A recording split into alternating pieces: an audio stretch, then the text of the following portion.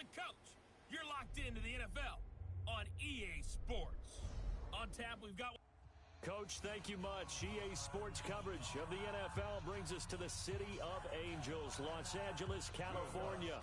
Today, it's an NFC West battle between the San Francisco 49ers and the Los Angeles Rams.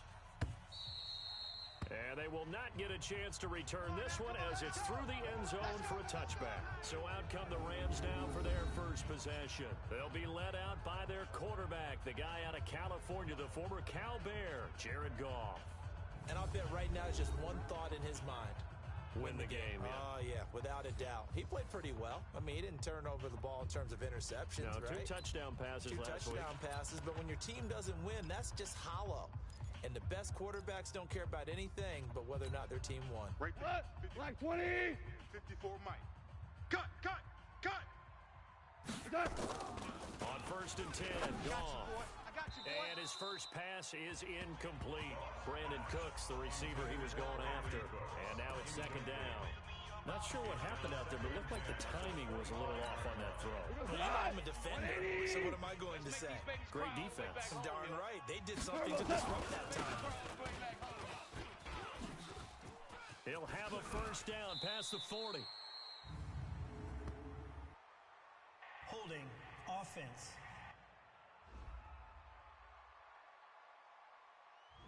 That's a good chunk of yardage. It's going to be canceled out. And we always talk about hidden yardage in a game.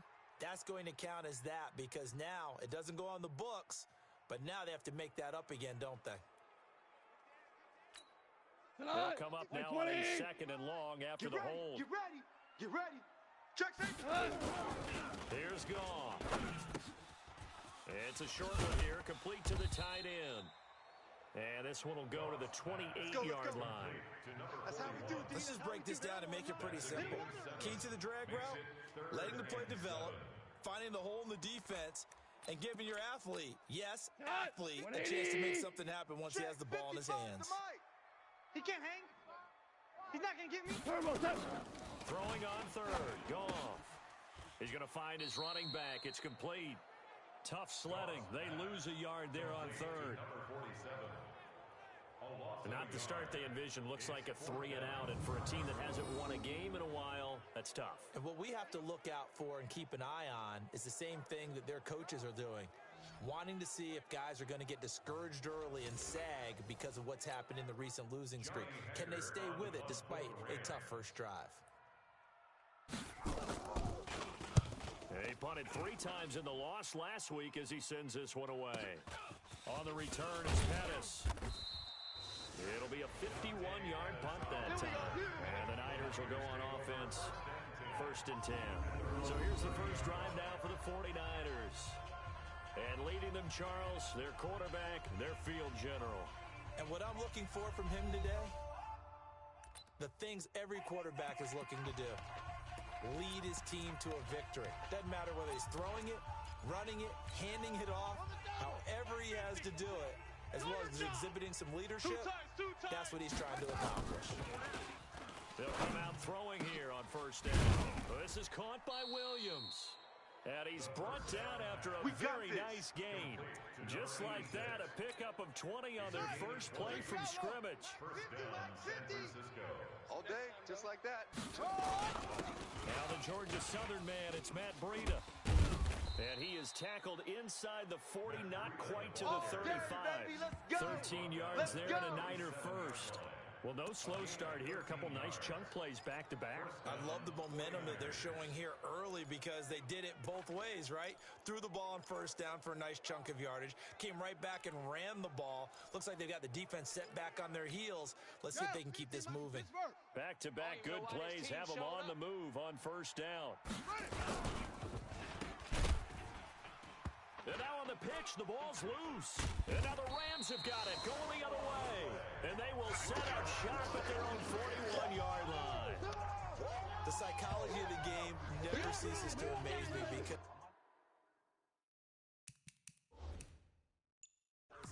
you would think there would never be a fumble from what we hear from coaches all the time, right? And how much they practice. Not fumbling. practice it, preach it, talk about it all the time. You would think no one would ever turn it over. Yet they are humans out there running around, and we just saw another one. Opportunistic by the defense. That's it, baby. No gain on the play. It'll be second down. Well, look now at our starting defense. They are number 2 in the NFL against the run right now, Charles. They've established themselves pretty well throughout this season, but boy, what a competitive group of people. They do not like that ranking they have now because they think that they're better, and they're out to prove it again in this game. There's a ball thrown right side and complete. And he'll be taken down, but not before he works it past the 50. It's a gain of 11 and a first down, L.A. Wait, 20. What we got? What we got? What we got? On first down, it's Barry. And he is met in his tracks behind the line of scrimmage. A loss of 2 there, second down. Early down stuff's to put this offense in a precarious position. We know that securing the point of attack, especially against the big-bodied guys in the middle of this D, has got to be priority 1. On second and 12, Goff. That throw good for only a couple. It brings up third down. And partner, I think that was a great example that not all tight ends are created equal because everything was right. Got the completion, but he's not one of the more dynamic guys in the league. So even though he caught it, couldn't turn it into much more. He's going to hit his man out of the backfield, complete. And he'll go down inside the 45 before going out of bounds. And just in general, Charles, on a play like that, how tough is it for the defense to account for a running back essentially being a receiver downfield? It's very difficult, especially if the running back has skills like a receiver, and you're aware of that before the game even begins. So throughout your practice sessions, you're going to want to be aware of him.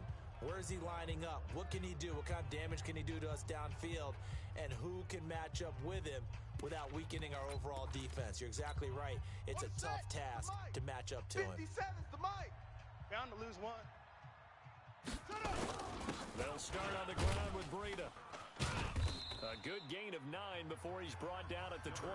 A nice run here early on. It doesn't take a great play call to realize you want to establish a guy of his caliber who runs like this early because they'll pay dividends as the game progresses. Second and 1. And that is incomplete. A lot of force bearing down on him there. He could not hang on. It's third down. They tried to throw on second down, unsuccessful. Now it's third and 1. On third down, a run from Breida. And he gets it to the 34. Good enough for the first. Good work, boys. Let's go. That's about what you would expect since they're so efficient on picking up third downs in the top 5 in the NFL. It's all a mindset, and I guarantee you, it started in the offseason. Third down's important to them. They find a way to pick them up with a very good clip. 4 down, 4 down, 4 down. They go play action here on first down. He's going to fire this thing deep right sideline. That's going to be knocked away and incomplete. Well, that's a perfect example of how he was named NFC Defensive Player of the Week from last week's game. He is just all around the football right now, isn't he? That he is, and it's funny because I talked with the coaching staff about drills that they do in practice, and one of them is called matching hands. And as soon as that hand is launched by the quarterback, you throw up the opposite hand and match that hand with the QB, and oftentimes you're able to knock it away, as we just saw there. So back-to-back incompletions, and that has him staring at a third and 10. 57's the mic. 57's the mic. Here we go. Looking to throw. The first catch of the game for George Kittle. And he'll be taken down, but not before he works it past the 50. He'll get 17 on that one, and the Niners have a first down. Well, sometimes our pregame meetings do pay off, don't they? What do the guys in the locker room call him? Well, they said it with a chuckle. They called him Old Reliable. Yeah, that means he doesn't move quite as fast as he used to, but he still knows all the tricks, doesn't he? Even that little gentle push-off in order to get open, he finds a way to pick up a first down. It's a 6-yard gain on the ground, and that'll make it second and 4. No score after 1 on EA Sports. Mike 57. Focus, defense, focus. Second and 4. Wide open receiver complete. And brought down, but not before they're inside the 25. 18 yards, first down Niners. And when you're playing a quarterback with some experience and some moxie, you enter the danger zone when you decide to blitz him, because if he's able to diagnose as he did on that play, he can hurt you downfield. He reads defenses so well, doesn't he? He really does, and the best part about that play for him, Let's go, baby. I don't think that was his primary target. I don't think so either. I think he had the read, figured out where the blitz was coming from, and went to a secondary target for a really nice game. He finds his way into the secondary again on this drive. They might want to try getting him down a little closer to the line of scrimmage. Yeah, what do they call that? Third level run, first level being the D-line, and linebacker second level, the secondary the third. When you block it up well and you make the secondary do all the tackling, that will wear on a defense. Now here's a look for the end zone, but that one's going to wind up incomplete. They come up here with another shot from the 6-yard line, and it's 2nd and goal now. Here's Breida. He gets him a little bit closer. He takes it from the 6 inside the 5 to the 4. That run didn't get very far, and I think when you're looking at his dimensions, he's a little bit on the smaller side. He's counting on the big guys up front to escort him in. He will find his receiver, Pettis, for a 49ers touchdown. Dante Pettis, his 4th touchdown on the year, as his guys are first onto the scoreboard here this afternoon. And all about timing there on that short slant, Charles. Exactly right. That was timed up so well. The route, the throw, touchdown. Will Lutz on for the point after. And the 49ers grab a 7-0 lead. Makes the score Niners 7. So that drive, 12 plays in length. And the end result for the 49ers, a touchdown.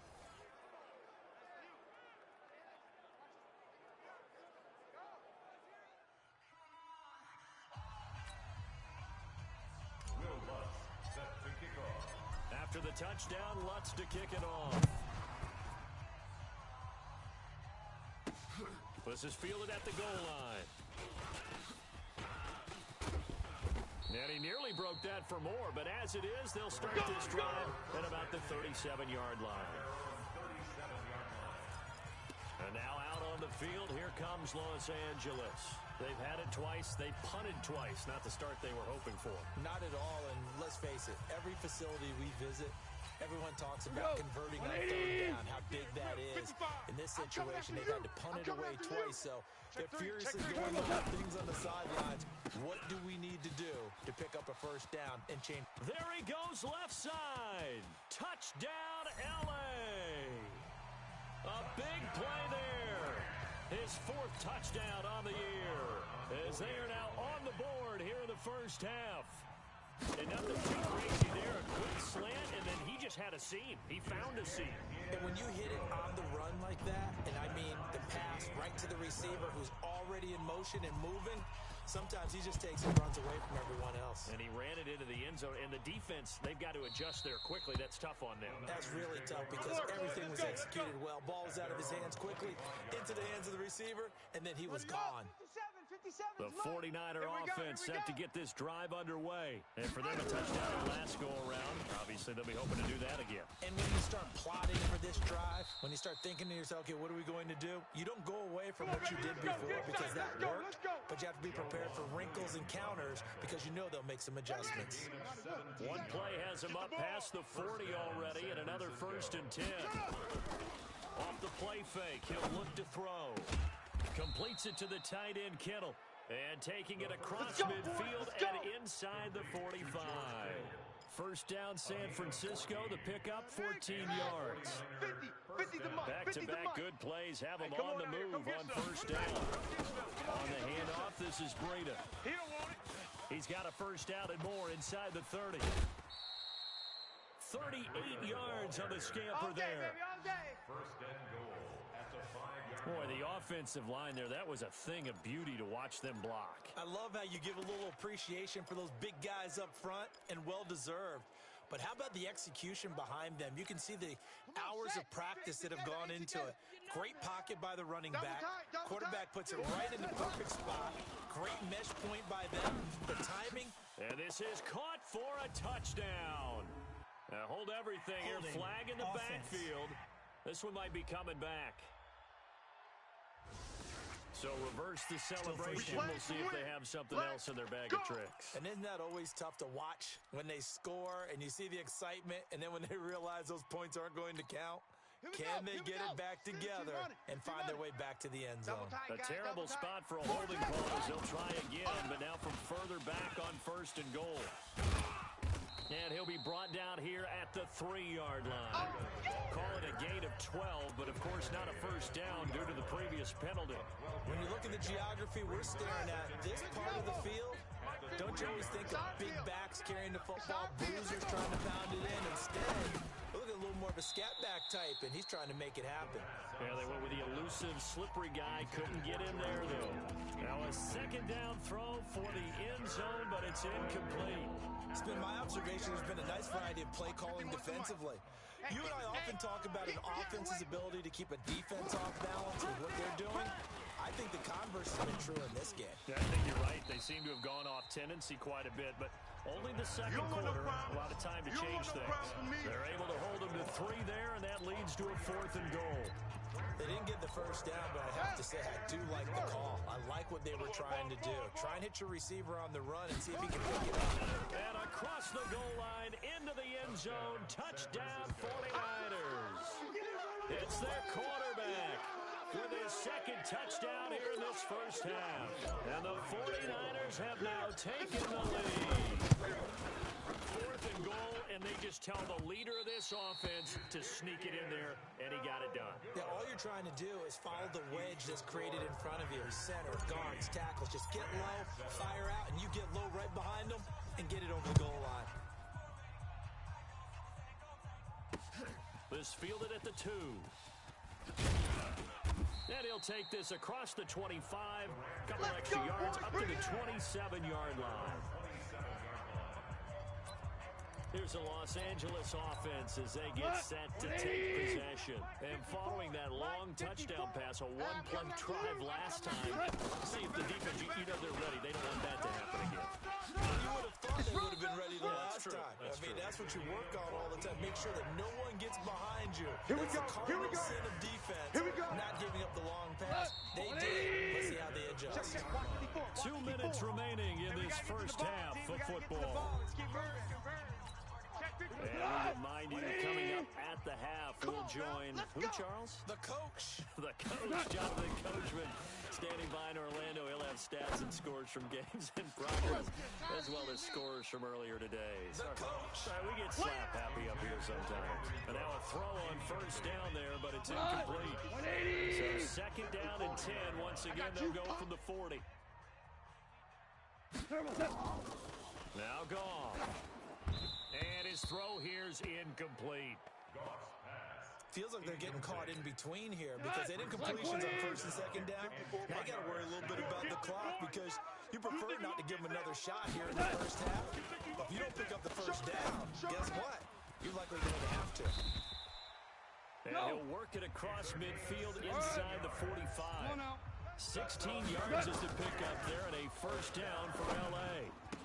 We didn't need to ask around the league, but we got to confirm this guy's a good player. They've got to find a way to get him more involved, call a few more plays that target him. Absolutely, because here we are toward the end of the first half, and that's the first target. That is the first catch, first target. So 2nd and 8 here after the pass play for 2 yards on first down. Here's a pass swung out left to his running back. A 2nd down play results in a loss of 2 yards. A pass for negative yardage, obviously no good. Maybe he shouldn't have thrown it, or maybe he shouldn't have caught it. And I think we were seeing it at the same time, weren't we? Maybe you let that one go, right? Because you can see the lost yardage about to develop. But that goes against every instinct of a receiver. They're taught to catch everything. So it's really hard to be mad at him and yell at him for trying to make that play. Now throwing on 3rd down there, but he cannot connect. It is tough to complete passes against zone defenses. The windows that you see open, they shrink pretty rapidly.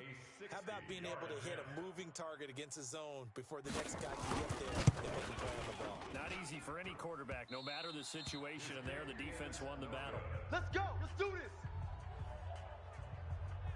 Matt Breed in the offense heading back out. And with the day and that's the risk of the long field goal miss here at this stage of the 2nd quarter. You give up great field position. And that gives them one more opportunity to to make something happen and something big. And we've seen crazy stuff happen at the end of halves.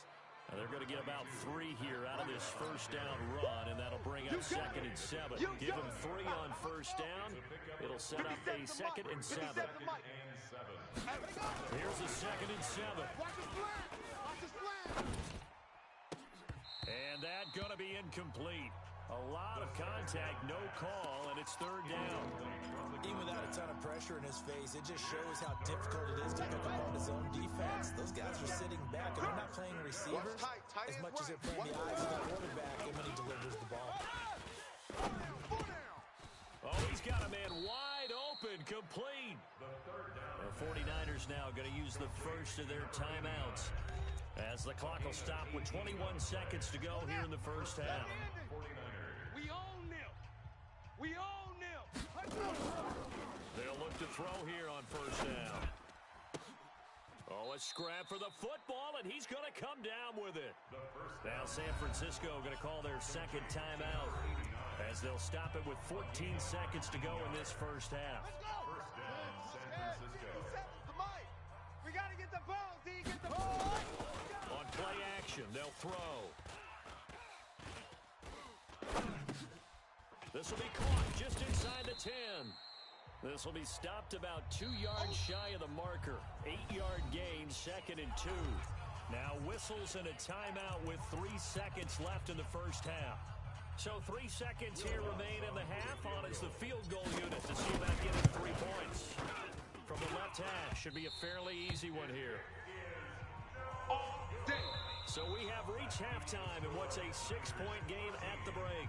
As we'll send you eastward to Orlando. Standing by with that EA Sports halftime report now is Jonathan Coachman. Take it away, Coach. Okay, Brandon, thanks very much. A lot to get to here as some of the division races starting to take shape as we look around the NFL here in week number 7.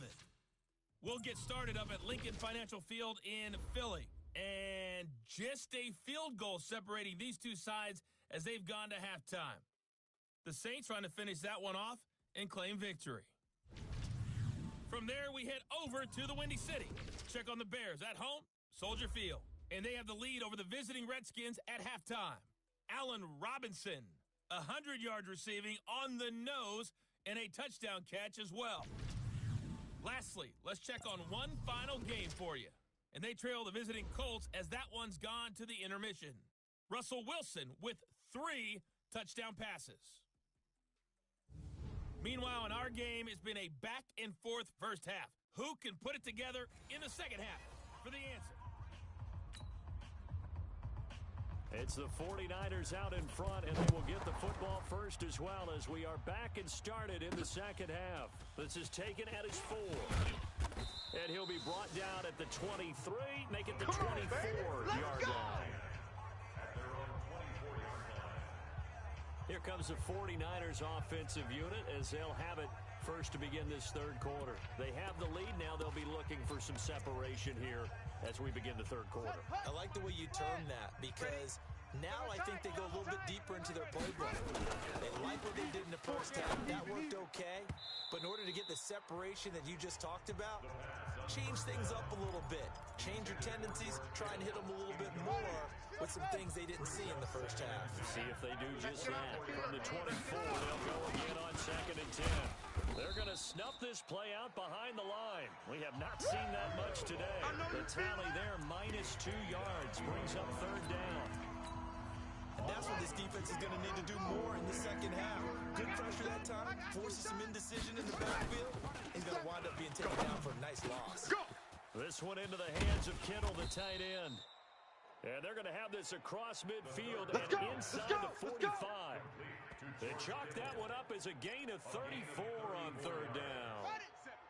So the big play gets him across midfield now for 1st and 10. They'll set up to throw. The tight end Kittle has it on the left side. He'll get a dozen there, and it's a first down, 49ers. I got a kick out of that one, partner. You and I talk often about trying to hide receivers in certain situations, but a guy of his size can't really hide him. But the tight end drag route, definitely an effective way to sneak him across the formation for an easy completion and a first down. Throwing on first down, but this one winds up to be incomplete. We've seen good cover skills on display throughout this game, really from both teams. And there's another nice example there of them making it difficult to complete a pass. Here's a handoff left side to Breida.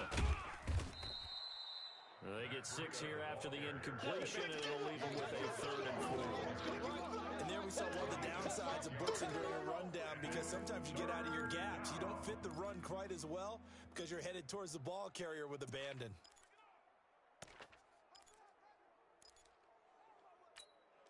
The Rams go nickel here defensively on 3rd. All day. Back to throw. Oh, incomplete. Nearly the pick they needed. They would have loved one there, but at least it does get them to 4th down.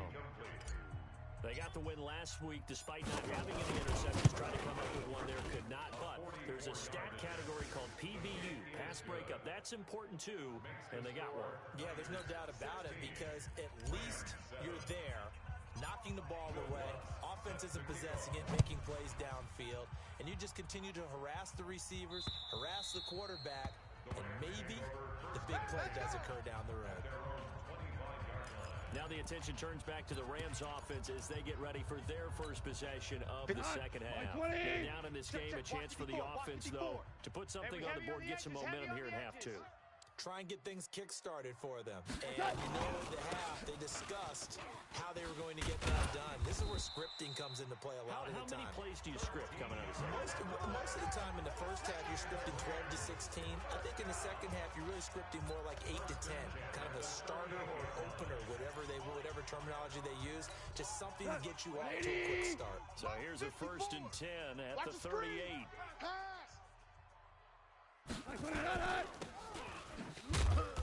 And he went nowhere. Well, he went backwards, back to the 33.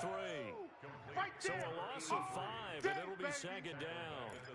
When you lose that kind of yardage on a pass play, you often expect it to be a sack. But that wasn't the case there. They completed the pass.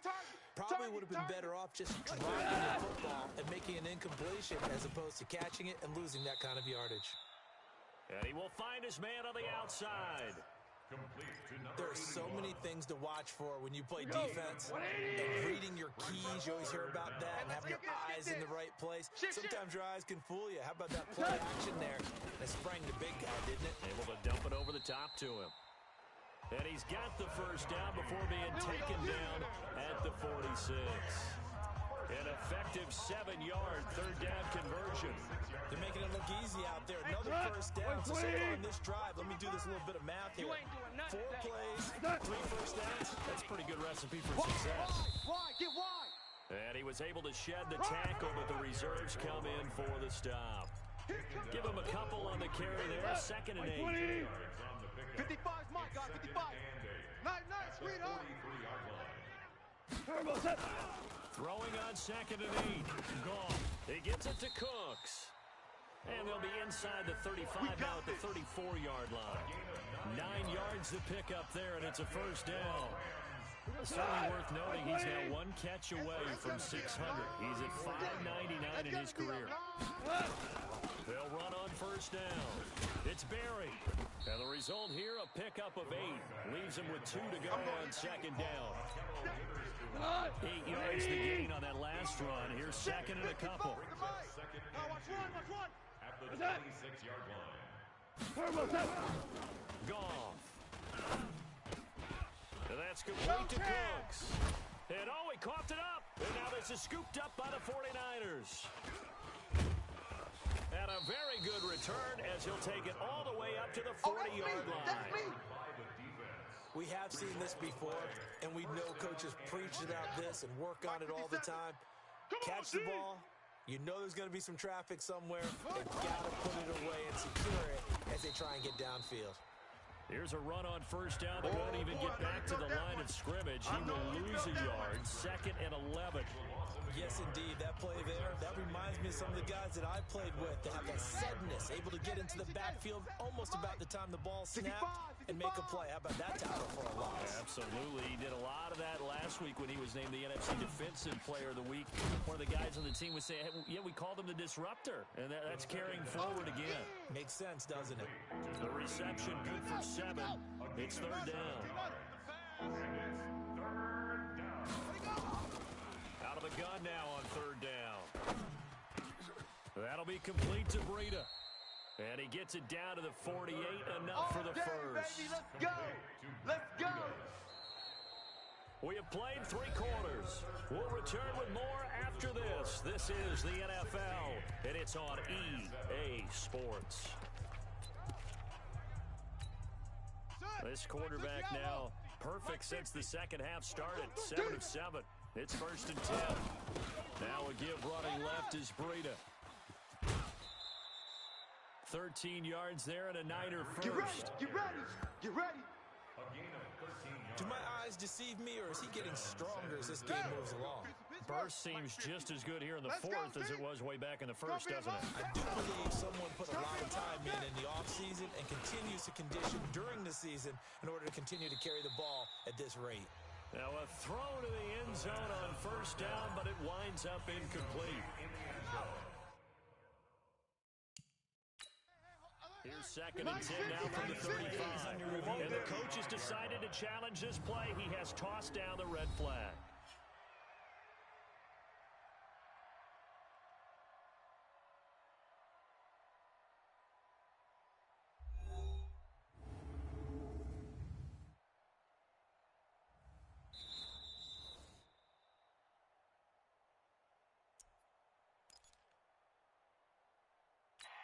Well, he challenged the play. It did not pay off. And that means he lost a timeout in that challenge. And as a coach, you hate that. Don't know if you took the advice of the player. You threw it yourself, but it didn't. Touchdown, 49ers. Matt Breida, his 5th touchdown now on the year. And the Niners are able to stretch their lead.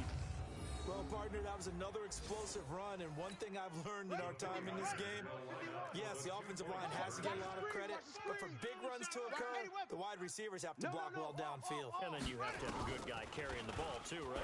Oh, without a doubt. You need that difference maker lugging the rock. He hits the big target for the 2-point try. Defenses hate those guys, especially around the goal line. It's hard to decide who you're going to put on him. Are you going to put a smaller corner on him? Are you going to put a safety who doesn't have maybe the same coverage skills? How about a linebacker? He may have the size, but he's not used to really covering in space. That's why the tight end gives you such a great advantage when you're throwing the football. Now the Rams offense, they work their way back on the field. And last time the turnover on the fumble, and they were in enemy territory, so that had to be very frustrating. Down on the scoreboard here, can't do it again. You nailed every part of what was frustrated. Down on the scoreboard, had a drive going, and pushed it past the 50-yard line so they felt like they were in striking distance. And to come away with nothing, not a good feeling at all, to put it mildly. Now they can't afford to do that again. Can they get that bad taste out of their mouth here? Throwing the out route and complete. It's Daniels. 6 yards to pick up, and that's a first down. So here's a first and 10 at the 38. Hey, you're on an island over there. You're on an island. A shotgun snap for Goff. Throwing the out route and complete. That's Daniels. And he gets this one to midfield before he's brought down. A gain there of 12 yards and a first down L.A. From the 50, it's Goff. It's a short one here, complete to his tight end.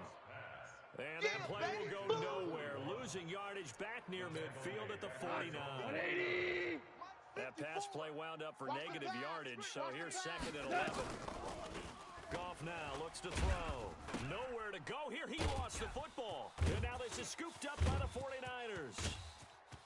And he will bring this one back. It's a fumble return for the 49er touchdown. And Charles, look at the big fella. What a rumble that was. Not only to scoop it, but then take it the rest of the way for the touchdown. And now you know they're going to have to hear about it from now on. The defensive backs, he's going to want to run with them, do their drills, the whole deal. He thinks he's the pace setter now. It doesn't matter what happens in practice this week, he's smiling. Lutz good on the extra point, and the decision to just kick the extra point winds up successful. This is fielded at the goal line. And he'll get it up past the 20 to the 22-yard line. Getting set to go again here on offense, Jared Goff trots back onto the field. And the stats on the screen tell the story. A great start. This defense, they made some good adjustments, though. He's fallen off since. You have to like what they did at the half, but you also have to like the fact that they hung in there. Despite the fact they had a tough first half, he was locked in, right? They came out, made their adjustments, got their confidence back. Now they're causing him all sorts of trouble. Now here's a pass on first down that's knocked away and incomplete. Right there on the coverage to knock that ball away was Mike Hughes. Back to the air. Goff on second down. Wide open receiver complete. And he's taken down but able to slip across the 35. It's a gain of 15 and the Rams have a first down. We go. 180. Mike, 54. Let's go, baby. Return over. On first and 10. Goff. Check. Throw complete right side to Cooks. And he's going to get this all the way down inside the 35. That's good for 28 yards. What? So from inside Niner territory now, this is first and 10 at the 34. Again, Goff. They'll try and set up the screen. It's complete. And he'll be brought down, losing yardage back at the 40. He lost 6 there on the first down play. So they had the big loss on that first down pass play and facing a second and long. Right there, 54. To the air again. Big stop, G. Big stop. And he's going to find his man out of the backfield. That's complete. It'll be a pickup of just 2, and that'll force upon him a 3rd and 14. Just 2 minutes remaining here in the fourth quarter of what has been a one-sided affair. So it's Rams football here as we get you reset. They face a 3rd down now as they try to find a late score.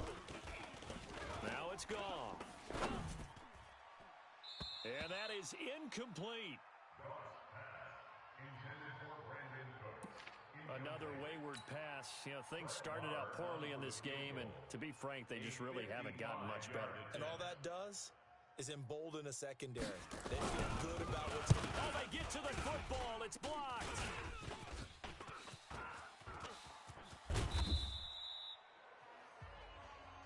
I think we got to give a lot of credit here to the coaching staff on this one. Long field goals. Really long field goals. Sometimes you get a chance to have a return, as we just saw there, but that means you've had to practice that and also have the right people on the field. I think you change what you do here, don't you, Brandon? Yeah, and the formula certainly worked. Now, you're going to have good field position anyway on the long field goal try. Now with a block of the return, they're in great shape. Yeah, I love what they did. Instead of just having their normal field goal block unit on, it was almost like they had the punt return team on there. Faster, more agile guys on the field, because the guys covering are usually the big guys, and they're not used. And it's complete. He's got it in the end zone. Touchdown, Rams. From 8 yards out, and the Rams are able to cut into this lead. Now Goff will lead the Rams up to go for 2. Watch the twist. A lot of people might call this backyard football. Sometimes just understanding who you got out wide and who you're going to throw it to. Give him an opportunity to go up and make a play, even when contested. Looks like that one worked out pretty well. The trust factor, in effect. So 2 scores down. Time definitely not an ally, but here comes the onside kick. And the 49er hands team does its job. They knew they needed a miracle. They had to have that onside kick. They didn't get it. Well, as we knew, even before they put the toe to the leather on that one, their chances of getting that done, slim and none. And I do believe we saw Slim just leave the door, didn't we? We did indeed. I think we're down to none. The Rams going to go ahead and use the first of their timeouts, as they'll get it with just a shade under a minute to go in the game. Ball up to the 35 now as they come up on first and 10. Once again, they run with Breida on first down. Now the Rams will signal for a timeout, their second, As the clock will stop with 55 seconds remaining in the football game. So they come up on second down. If they can get another run like we just saw, would likely put an end to this thing. That one looks like he'll throw here. He'll get this into the hands of Breida. And inside the 20 before he's brought down. The Rams going to be forced to use their third and final timeout as they get the stoppage with just under 50 seconds remaining in the fourth. Let's go now. 70 ending. I got you. I got you. They'll toss it to Breida. And he'll take this into the end zone. Now, hold on here. We do have a flag down. Offense. So let's see what this is about. So erase the red zone score. They'll have to dial that one up again. And you know how difficult it is to strike in the red zone because things are a little bit more condensed. You got to go back to their play chart and see if they can dial up another one. It's a gain of 3, and it'll be second down. Charles, why didn't they just take the knee there? You're asking the question that I'm asking as well because we've seen a lot of football where coaches decide maybe they get a little greedy. I don't know if they're doing it for stats or for what reason. We've seen it happen in college and we have done in the NFL. The miracle of the Meadowlands. All they had to do was take a knee and the game was over. The Giants ran it one more time. Ball popped free. Philadelphia picks it up and wins the game. What year was that? 1978. I think it was in November.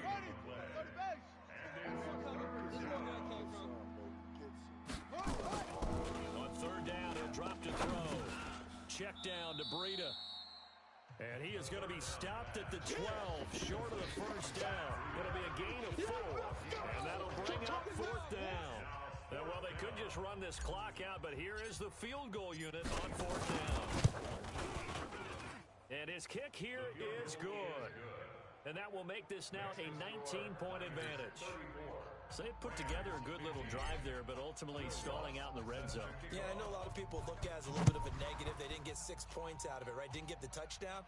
But that's actually okay. They got 3 points. Able to give their defense a little bit of rest, let them settle down over there. So all in all, to me, that's a good drive. So the victory here for San Francisco, and they were buoyed, Charles, by a big second half to put this one on ice. And I know a lot of people watching this one were thinking to themselves, I bet halftime was really interesting. Probably took the paint off the walls with some of the words that were said. But I get the sense that it was much more of the adjustments they made. They came in with a game plan that we saw that didn't work in the first half. They made the adjustments necessary, went away from that, and then they got it together, got a spark, and then took off. It's really nice to watch in the second half. So for San Francisco, they remain as hot as anyone, 6-0 now through the first month and a half. And they'll have another road date next week with the Indianapolis Colts. Meanwhile, for L.A., things are definitely going south quickly as they fall now to 1-6.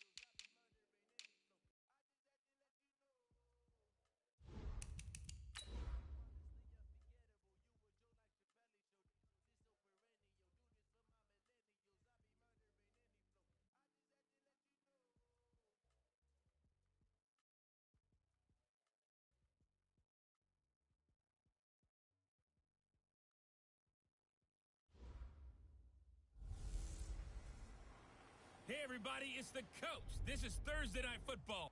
All right, thanks, Coach. EA Sports coverage of the National Football League is on the air. Tonight, we begin Week 8 with a good matchup for you here between the San Francisco 49ers and the Indianapolis Colts. Both of these teams about to reach the halfway point of this NFL season, and we're underway on EA Sports. That's fielded in the end zone. And no run back here. This will be a touchback, and it comes out to the 25-yard line. Move 80. 55. Hey, eat. Check tight end. Check tight. Check tight. Good tight. On first down, Wilson. Pressure comes, and Wilson's going to go down. A bad start there. A big loss on their first play from scrimmage. It's second down. That's called setting the tone right away. It certainly is. It lets you know just how important communication is amongst the offensive line. They talk about it all the time, knowing each other's moves. You've got to be coordinated and in sync. Otherwise, your quarterback gets hit. There's a ball thrown right side and complete. The reception good for 7. It's third down. Charles, Thursday night game, I think a lot of teams probably say shrink the playbook somewhat. Is that correct? I think you're right about that because you just don't have the amount of time that you have in a normal week to put in a full playbook.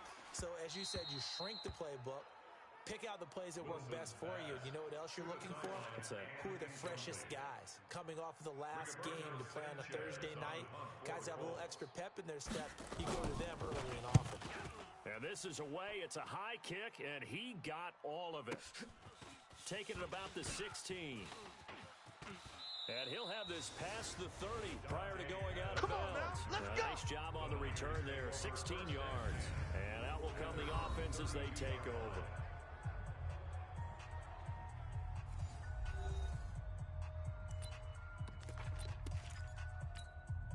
From the 32 now, here's first and 10. Watch the screen. Watch the screen.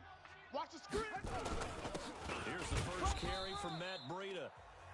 2 yards on the pickup there. It'll be second and 8.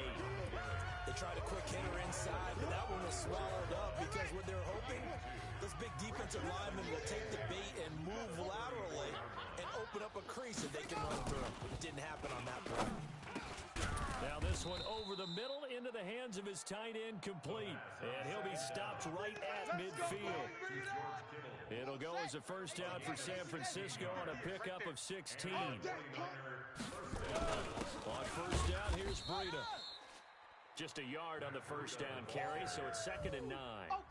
They tried a quick hitter inside, but that one was swallowed up because what they're hoping, this big defensive lineman will take the bait and move laterally and open up a crease that they can run through. Didn't happen on that play. The run only got a yard. Here's second and 9. Watch tight end. Watch tight end. Tight right. Tight right. Play action fake. They'll look to throw.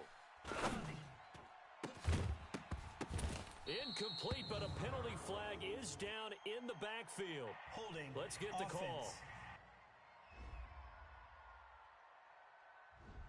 They were looking to throw, holding in a big right tackle. That's real simple, partner. Keep your hands inside in the chest area. You're probably okay. You get it out on the shoulders, get them wide. Usually going to pick up a holding call. Now they face a second and long following the holding penalty. And an alley to run. And able to work about 5 yards out of this as he's taken down up here to 47. Get him, boy. Get him, boy. And that's one of the reasons you like to blitz even on rundowns. It confuses the blocking assignments. It doesn't allow those offensive linemen to get up to the second level. Where's 52? 52. Now on third and long, they'll look to throw. Going to throw right side here, complete. And they'll get him to the ground. He has another first down at the Colts' 27-yard line. First down, 49ers. Now from Colts territory, here's a first and 10 at the 27. He'll drop to throw. Going right side here, and that's complete. This gain not quite as good as the last, but still over 40 yards between the two. His passing's been on point on this drive, hasn't it? Been very accurate, gotten the ball downfield, gained nice chunks of yardage, but now In this, And across the chalk, into the end zone, it's a 49er touchdown. Matt Breida, his 6th touchdown of the season, as his guys are able to strike first here in this opening quarter. An ideal start for them, really. You force the punt, and then you go down and score. and you got to see a fist pump on the sideline from the head coach, don't you? Because he's turned into his bench, and he's telling his team, this is how we prepare. Force the punt, go downfield and score. I told you guys, it's just like a boxer in the gym preparing for the fight. Now we get to turn it all loose. After the touchdown, wants to kick it off. That's fielded in the end zone. And he'll elect not to return this one, so they'll bring it out to the 25 on the touchback. Here comes the Indianapolis offense now as they get set to take over. And on the first drive, 3 and out. I know that these are professional athletes, but I would imagine sometimes you get the nerves at the beginning of a game still. Those don't ever go away. And typically, what I've heard from guys and what I remember from playing, if you don't have nerves at the start of a game, it's not going to be a great day for you. You're not really ready to play. So finding a way to harness those nerves and not let them affect you in a negative way, that's what all the guys are looking for. Well, they had the run for no gain. Now they'll try again from the 25 on 2nd and 10. Now Mack. They'll wind up getting 10 back as that sets them up for 3rd down. So from 2nd and long, now we go to 3rd and very manageable. Yeah, they love that phrase, don't they? Because as an offensive coordinator, you can keep people a little bit off balance and guessing because you don't have to throw it. You can come back with a strong run game if you want to. And if you're in 4-down territory, that really opens things up for you. Call it a gain of 7, and it gets him a new set of downs. On 3rd down, that's a good job of situational football and understanding where the first down marker was and getting there. Move the team. Hey, tight. Jack. They'll run on 1st down with Marlon Mack. And he'll be taken down, but not before he gets into enemy territory. A gain of 11 that time, and a Colts 1st down. So from inside Niner territory now, this is 1st and 10 at the 48-yard line. They'll run here with Mack.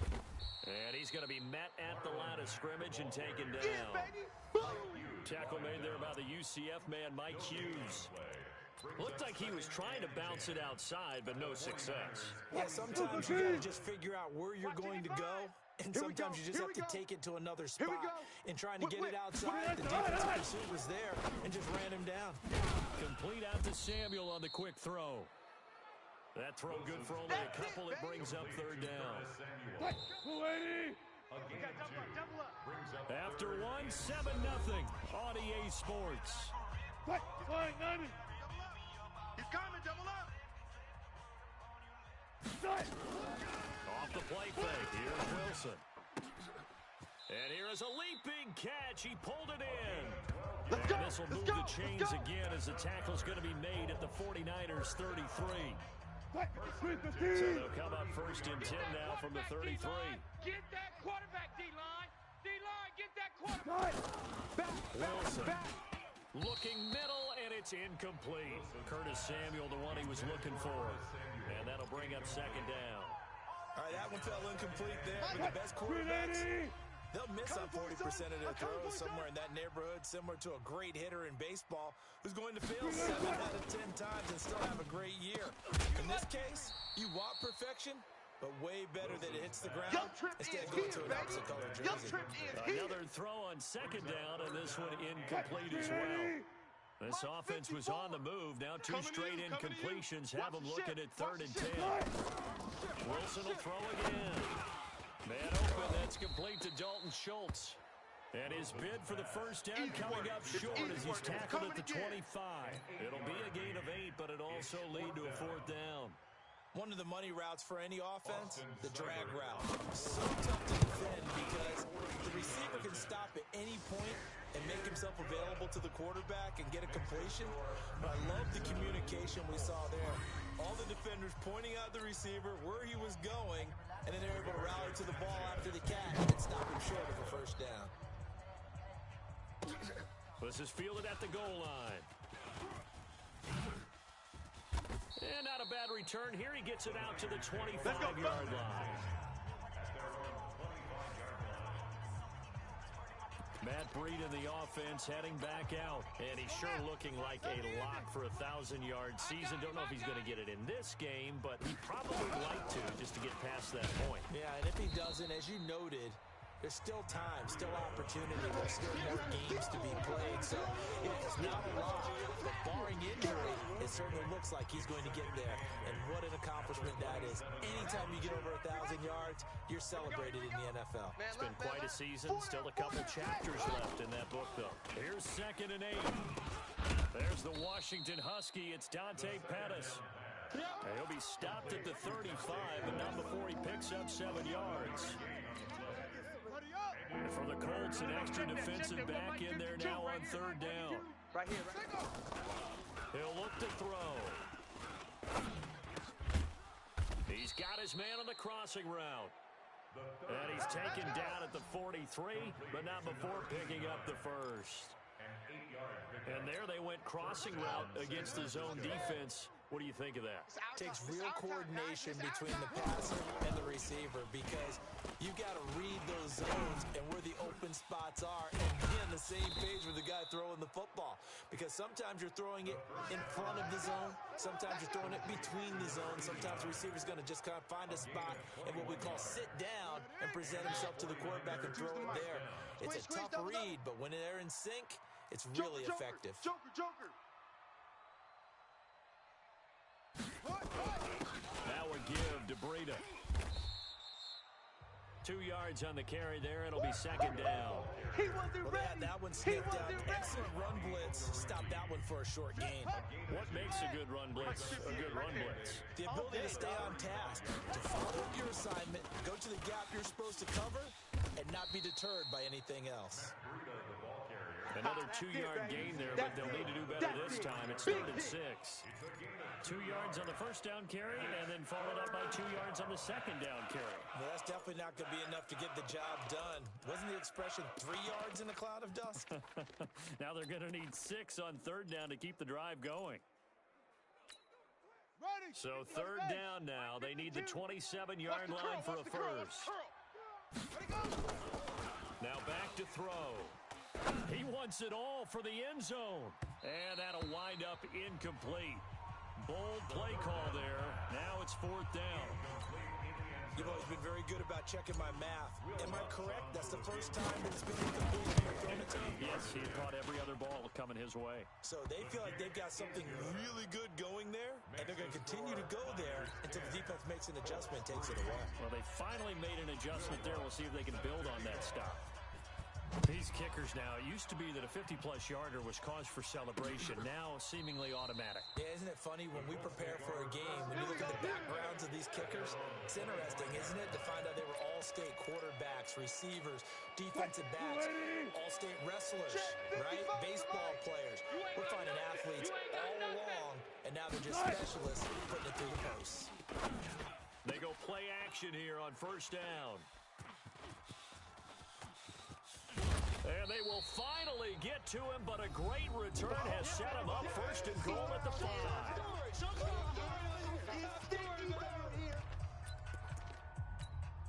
Coming up at the half, a reminder, we go back to Orlando to check in with Jonathan Coachman. He'll have a look back at the first half as well as a look ahead to what's coming up later this weekend.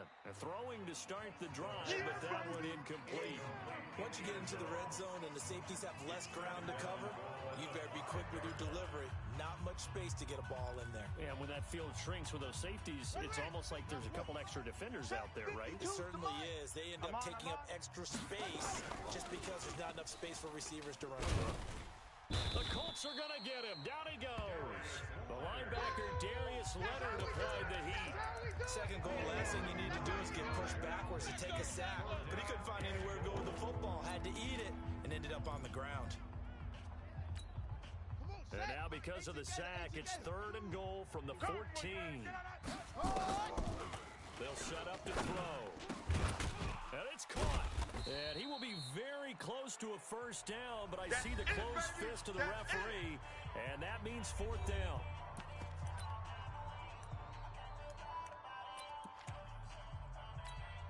They come out here in the eye. A field goal would make it a two-score game, but they're going to go aggressive. They're going to try this thing on 4th and goal. Try to wedge his way in there. No signal. I don't think he got there. He did it. They try the sneak, but not enough push. He doesn't get in. And this Colts defense comes up with a goal line stand. So the D-line got the push there against the O-line to stop that quarterback sneak. A really high percentage call on offense. I think it's the right call. But as you know, if they didn't get the push, you can't get in there. There's no... And he'll go down in the end zone. Down goes Wilson. It's a safety. And Charles, at some point, you can't keep worrying about big play. Can this be perfect? You just have to get the ball out of the end zone. And in the offensive huddle, that was discussed when they called the play. Just get out of the end zone. But you know what's interesting? A lot of the times in the defensive huddle, they actually call a set and then say at the end of it, get a safety. So it's preached, it's coached, it's thought about.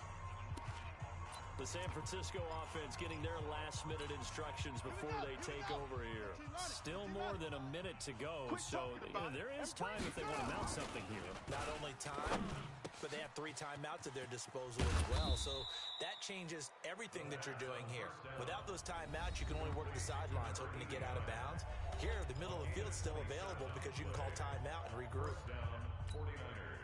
This quarterback now hitting on 80% of his passes in the early going. 8 of 10. It's first down. He'll look to throw. Can't get away, and he's taken down. Let's go, D. That's what I'm talking about, D. There's a little bit of defense right there. Nickel set, 5 defensive backs. They just snuffed out every route that was going. Quarterback never got rid of the football. Work to be done here on 2nd and 16 after the sack. 2nd and long. He's going to fire one deep over the middle. This is caught inside the 15. Let's go, baby. And all the way inside the 15 before they drop him. They'll look to throw. And across the chalk into the end zone. It's a 49er touchdown. George Kittle. In the final seconds of the first half, and the Niners are able to stretch their lead. And that's a lead that excites a team as they head into the half. Good way to finish things off. Yeah, able to extend that lead, and you always say it, that can totally change the complexion of half number 2. Yeah, it changes your morale, changes your outlook, but even before that, let's see if they decide to kind of squib kick or what they're going to do on the kickoff, because you don't want to give up a big play right before the half ends. Good point. Very short kick. This will be taken by one of the up men. And they're going to wind up with pretty good starting field position as they get it up past the 35. The Colts come to the line ready to start their next drive. Time here for likely one play, then off to the locker room, and they're going to have some adjustments to make. They certainly will, and I think a lot of people are thinking to themselves, all right, take the knee, get out of here. And now this is intercepted. My goodness. Picked off at the 25. And he will be brought down as time has now run out on this first half of action. So we reach halftime in what's been a fairly one-sided game so far. As we'll send you down to Orlando, we check in with Jonathan Coachman for our EA Sports Halftime Report. Coach. All right, guys, thanks very much. We'll get back with you shortly. But first, let's take a look at what's coming up this weekend around the NFL. One of the best of the early games, we'll highlight it there. The Giants in for a stern test at home at MetLife Stadium as they get set to host the Philadelphia Eagles. Lots to look forward to in the late games as well. One of the best being up in Seattle, where we find the Seahawks taking on the Arizona Cardinals. And finally, a good one on Monday Night Football between the Chicago Bears and the Cincinnati Bengals. Meanwhile, in our game, it's been a back-and-forth first half. Who can put it together in the second half? For the answer. It's the 49ers out in front, and they will get the football first as well as we are back and started in the second half. Fielded about a yard deep.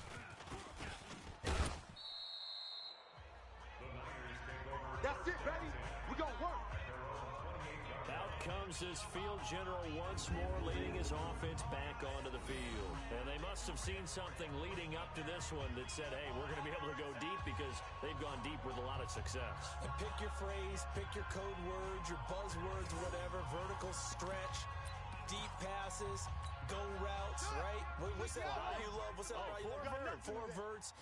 All of it working because they're able to find ways to get deep and for him to show off that big arm. We see some of that big arm right here. He has been great. First down, San Francisco. The pickup, 14 yards.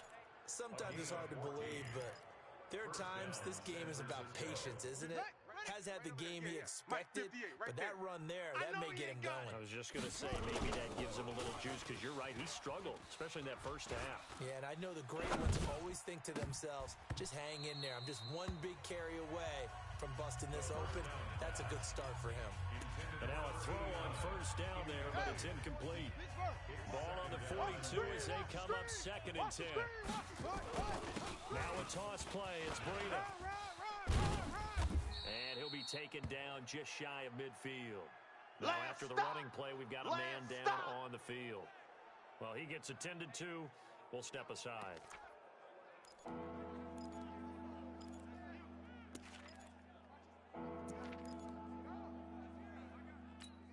Here we go.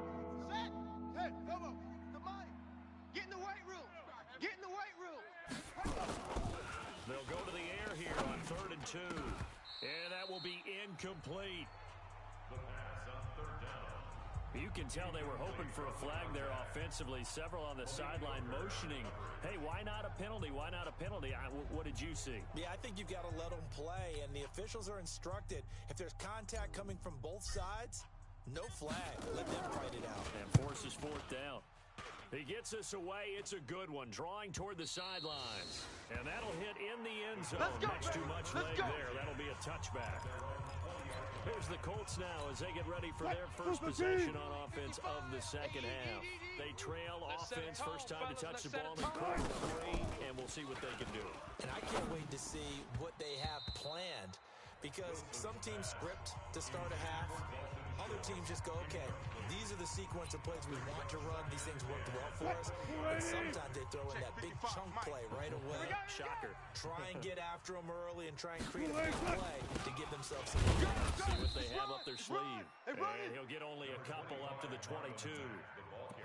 Well, that's a good start to this drive on the defensive side of the ball. Force the incompletion on first down. Then you're able to shut down the running play on second. Yeah, I wouldn't be surprised now. A little bit of pressure going to the quarterback on the expected passing situation. Pressure comes, and Wilson's going to go down. Nick Bosa in there to get him, and that is sack number 6 now for him on the year. I don't think there could have been a better pocket for him to throw from, yet he never got rid of the football, and it goes down as a sack. I mean, he had time to build a campfire back there. He still couldn't get rid of it. I'll bring the s'mores next time. Well, he wasn't too far from breaking that. Officially given 15. And possession will switch hands, 1st and 10.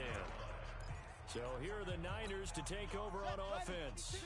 Their win streak at 6 coming in and counting as they've got the lead right now, beginning this drive 1st and 10. They run with Breida, and they'll get him down as he's inside the 40. He'll get a dozen there, and it's a first down, 49ers.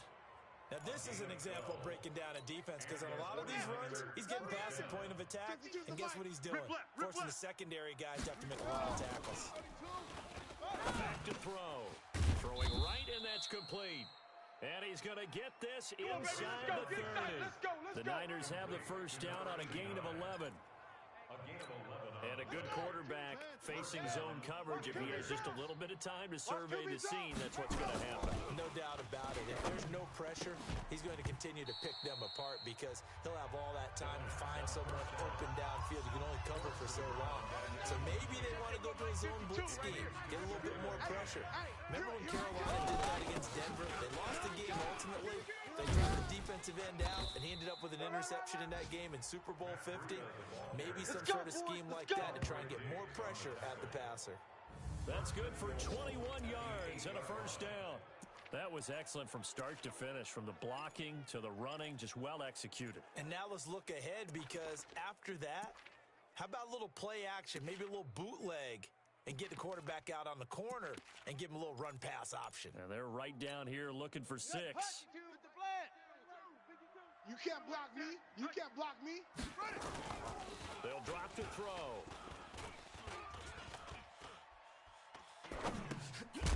To the goal line, but it's incomplete. They don't want it. Maybe a little over-anxious in the pocket there. He just didn't look comfortable on that throw. No, he didn't, because it wasn't his normal fluid delivery. And I think you might have had it right. Wasn't really confident with what he saw downfield, and almost felt like he wanted to pull that one back. He will find his receiver, Pettis, for a 49ers touchdown. Dante Pettis, his 5th touchdown now on the year. And the Niners are able to stretch their lead. Well, that's about as quick of a passing touchdown as you'll ever see right there. Everyone has a section in their playbook called the quick game. That was a super quick game. Out of the hands of the thrower, bam, right to the receiver. Successful for a touchdown. How in-depth is that quick game part of the playbook? It's pretty in-depth because people want the ball out of the hands of the quarterback into the playmaker's hands downfield as fast as possible. There are a lot of plays, a lot of options involved with that. And now Indianapolis set to take the field. These guys had to punt last time. It has not been a very fruitful game offensively thus far. They haven't even made a trip to the red zone. And I know that everyone's going crazy on that sideline because that drives you berserk. And the Niners get there and bring him down. DeForest Buckner, he's the one to get him, and that is sack number 7 for him on the year. The amount of sacks that they've absorbed in this game is absolutely extraordinary. Let's just face it. This offensive line, flat out, cannot handle this pass rush. It's been demonstrated time and time again. And he'll push forward for about 4 up to the 23. On any running play that's called, they're always hoping that it's going to break big and go the distance. But when you get a nice game like that, you're able to do so many things anyway. You can come back and run essentially the same play again, continue to move the ball on the ground, or you can decide to throw the ball now. Wanna play Superstar KO? If so, type back. And Wilson's going to be intercepted a 3rd time. Picked off at the 20. And a big turnover there as his guys will get the football back. The 49er offense set to get this drive underway. And now you've got the clock winding down here in the 3rd quarter. Your 3 scores to the good. What's your approach on this drive? Too early to fully commit to playing the clock game.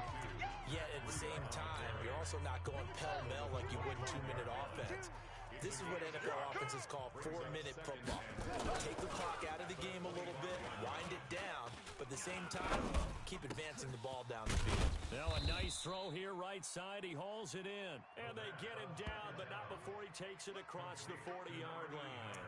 He'll get 17 on that one, and the Niners have a 1st down. This quarterback now perfect since the second half started. 7 of 7. It's 1st and 10. A 1st down run, not going to get him a whole lot. Maybe a yard. Yeah, it looks like just 1 yard there, so that'll bring up 2nd and 9.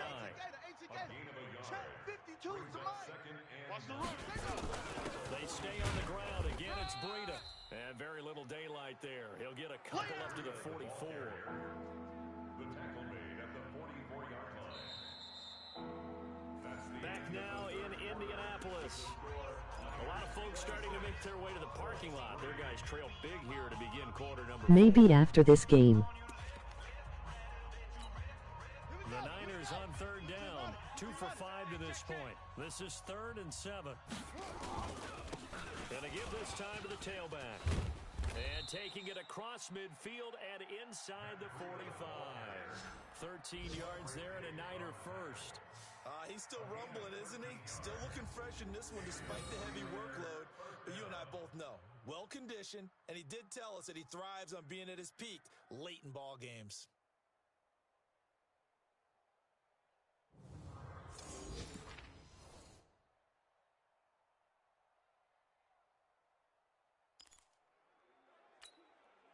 Now from Colts territory, here's a 1st and 10 at the 43.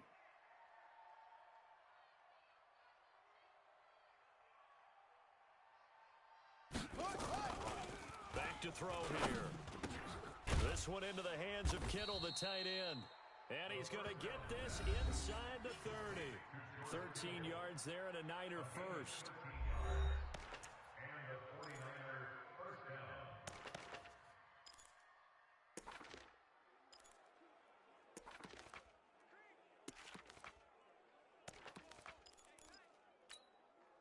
This quarterback now, a perfect 8 for 8 to start the second half. Not bad. 1st and 10.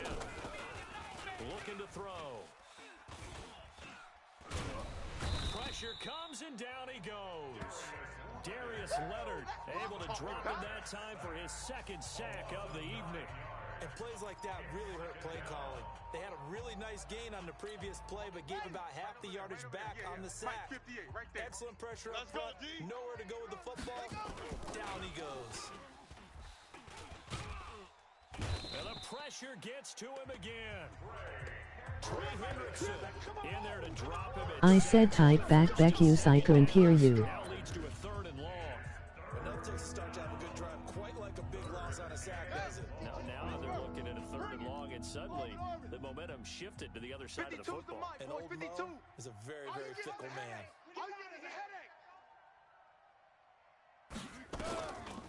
They'll look to throw here. And he's going to go down again. Sam Hubbard, that's now back-to-back sacks, and it brings up 4th down. And we say it all the time, have to be able to get rid of the ball sooner than that. You have to help your offensive line out. They're going to protect you as best they can. And if you're getting 3 to 5 seconds to throw the ball, they're doing a really nice job. But when you hold them and give up a sack, you're really almost discrediting their work. Here comes the Indianapolis offense now as they get set to take over. And following the interception, just any interception, are you a little bit more cautious when you start that next drive, or no, you just throw that out the window? I think you are. I don't think that there's any way you can run back out there and go, totally didn't affect me. Let's just go ahead and be loose with the football again. You're going to take care of it, but you have to be careful about being too cautious because now you can't run any offense at all. Still want to attack. We'll see how they attack them here. From up near the 40 now after the big play to start. Here's another 1st and 10. Mack off the draw play. It's a 6-yard pickup, but it gets him to 2nd and 4. Let's talk a little football 101 here because one of the keys to advancing the ball downfield, success on 1st down. Huge difference, as we know, between 2nd and 4 and 2nd and 8. Nowhere to escape, and he goes down. I think normally we would talk about this more with basketball players and football players, but let's adopt it in this case. He's a stat sheet stuffer. Had the interception earlier, now a sack. What, he just needs a touchdown for the trifecta. That's about all he needs, and he's going to go for it. This goes to Mack on the check down. And he gets this only to the 44-yard line. Not near enough to keep the drive alive. Now here's Rigoberto Sanchez. And we are inside of 2 minutes left in this lopsided affair. So the Colts in possession of the football as we get you reset. Took I can hear now. On a 4th down situation with things not looking particularly rosy. Oh boy, he fielded it right on the goal line. We'll call that a punt of 54 yards. Well struck. And the 49ers will take over deep in their own territory. So they'll play the field position game here as a very nice punt is going to pin them back. Yeah, it's almost like watching a game of tennis, or do you prefer ping pong? You know, back and forth like that? But it definitely was excellent, wasn't it? They'll begin the drive with Breida, and he will force his way forward for a yard or two, but I have a good feeling this will be coming back. Offense. So on the big tight end, each and every year, we talk about very few tight ends coming into the league that are polished blockers or asked to do it a lot in college. So it's a constant struggle and a constant fight to learn how to do it without holding. Here's a throw, complete right side to start things out. And able to get this one out just shy of the 25 at the 24. 18 yards, 1st down Niners. And defensively, they were in zone coverage there. Do you have to be a little careful you're losing playing against a good quarterback like he is to not play too much zone? Yeah, you have to be careful about how much time you're giving up. I think it's a good point you just brought up. So maybe if you still want to play zone, you go to a zone blitz scheme. And he'll be brought down by the Colts. That's what I'm talking about. This has been a tough one for this offensive line. It appears almost like they've been on roller skates this entire game, the way they've been pushed around. 6 sacks given up in this one.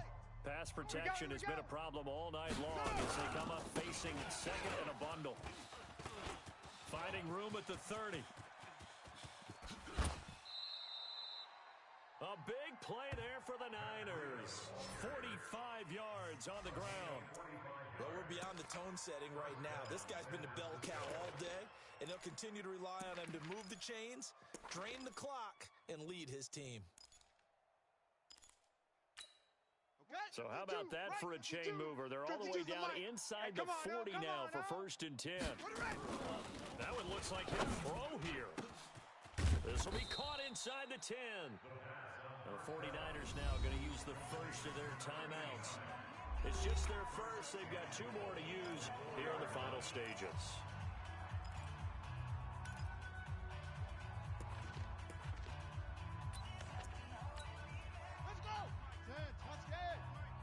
Let's go. They'll set up a throw toward the end zone, but that's going to wind up incomplete. They're still throwing the football here, and obviously the incompletion stops the clock. That's a bad thing. Feels to me like they're just keeping them honest on defense because you know they're going to stack the line of scrimmage and try and stop any type of a running play. Short little passes may work in exchange of running plays. Keep the clock moving, keep them moving. Yeah, I guess you're right. If they can get some first downs, just as good as running the football. Now a 2nd down throw for the end zone, but it's incomplete. Get your backs to the goal line. I can hear my high school coach right now. This is when force meets force. Got to be physical in order to win this battle. Yeah, that's where the physicality pays off. A nice job forcing the contact and forcing the incompletion. Yeah, Coach Ford would have loved that play. I got you. I got you. He'll drop to throw. And that is caught, but the back judge right there to say incomplete. How about the defensive stand here from 1st and goal, 3 straight incompletion. Yeah, I think people are wondering why didn't they try and run it at least once in there. But once the first incompletion happened, it's almost like they were committed to throwing the ball from then on out. I guess not content to get another 3 here late. They'll try to add 6 more as they go on 4th and goal. They go for it on 4th and goal, but that winds up incomplete. They're turned away on 4th and goal. And this Colts defense comes up with a goal line stand. So we were looking at each other up here in the booth when they went for that saying, oh, wow, talk about trying to add insult to injury. Some teams are just like that. You know, And can you believe it? It's a 2nd safety in this ball game. Things are just going from bad to worse now. It's a safety that does him in here, and that is one frustrated offensive unit. They can't get out from under their own shadow right now. I mean, I know this is the NFL, but could you imagine a college crowd right now? Imagine what they'd be doing. They'd be chanting, start the bus, because they think this one is over. The 49er offense set to get this drive underway. They have the dream scenario you hope for coming into the game. Just one kneel here, and this game should be over. And it's always the final play of preparation each week. The practicing of the kneel-down formation, the victory formation. We've got a game in hand, and that's all they're going to want to do now. To put someone back deep just in case something goes haywire. But all in all, take the snap, kneel down, and shake hands. Yes, get out of there. And he'll be taken down, but not before they work it across midfield. So the victory here for San Francisco, and it was their defense that really made the statement after the break. They pitched the second half shutout. Yeah, think about the team that just got vanquished. They did score in the 2nd quarter. Do you think they thought at all that that would be their last points of the game? No, but what a second half. The adjustment, whatever they did in the locker room, it certainly worked. It certainly did, and you're exactly right. Whether it was an adjustment, whether it was just more focus on what they planned to do going in, whether they just played better, whatever it was, it all came together in the second half, and no points were allowed. That's a great way to close them out. So for the Niners, their winning ways continue as they get it up to 7-0. And they'll get a few extra days to get ready for next week. Meanwhile, for the Colts, they dipped to 2-5 now with the loss. And they'll get a chance to redeem themselves at home next week.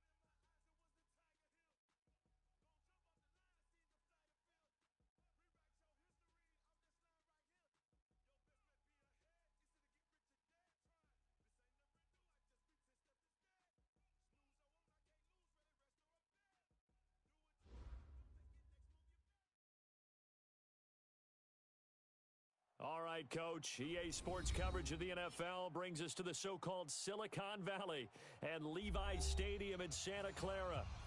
Nothing like the fanfare of introductions to an NFL game, and that was in evidence a moment ago. Fireworks, pyrotechnics, you name it. This crowd is ready as their guys get set to match up between the Dallas Cowboys and the San Francisco 49ers.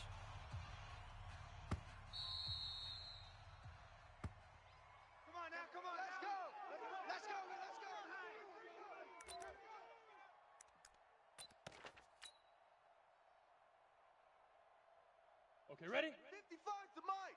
Check. 55 to Mike. Watch twist, watch twist, watch twist. The first carry now for Tony Pollard. And he gets this one just shy of the 40, down at the 39. 14 yards, good for a Cowboy first down. He was well over 100 yards last week. He told us this week, a little ambitious, said he wants to hit that 200 mark. We'll see. Makes sense, though, doesn't it? Have we ever run into a running back that had a great game the week before that didn't think that's just going to naturally continue? Just make sure you feed me the football. And that's what they're all about. Continuity, rhythm, number of carries. Just keep giving it to them. Here we go. They will come up on a 1st and 5 following the encroachment penalty. Danny. Get it. Here's Pollard. And an alley to run. Touchdown, Cowboys.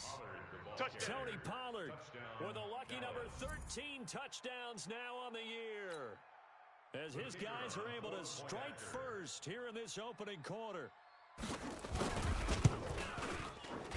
Extra point right down the middle, and it's now a 7-0 game. The score, Cowboys 7, 49ers nothing. The kickoff team on the field now as they will send this one away. Short boot, take it at the 21. And they're going to wind up with pretty good starting field position as they get it up past the 35. Let's go. 36-yard line.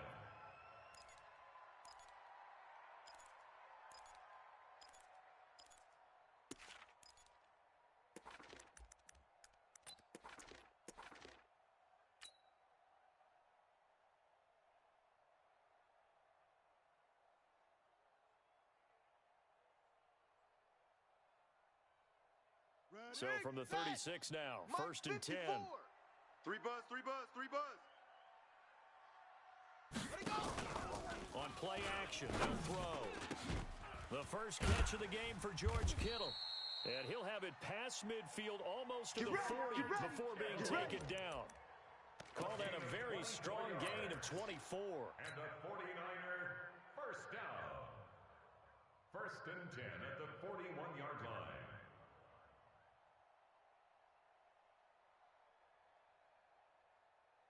Come on, set. 18 Gator. Before Mike. It's a party now. They'll run for the first time here with Matt Breida. Give him a couple on the carry there, 2nd and 8. They did a really nice job there defensively. They strung the play out, didn't give him a cutback lane. On each play, you have guys what I call our BCR players. Guys are responsible for the bootleg, for the cutback, and for the reverse. They played that one perfectly. And rode him right out of bounds. Switch it. Come on, switch it. Now a give coming right is Breida. And the second wave of tacklers is going to get him as they stop him behind the line. That backs him up 1 yard and brings up 3rd down. And now maybe they want some extra time to talk about this 3rd and long play as we'll get a timeout. They'll have 2 remaining as we step aside here in this first quarter.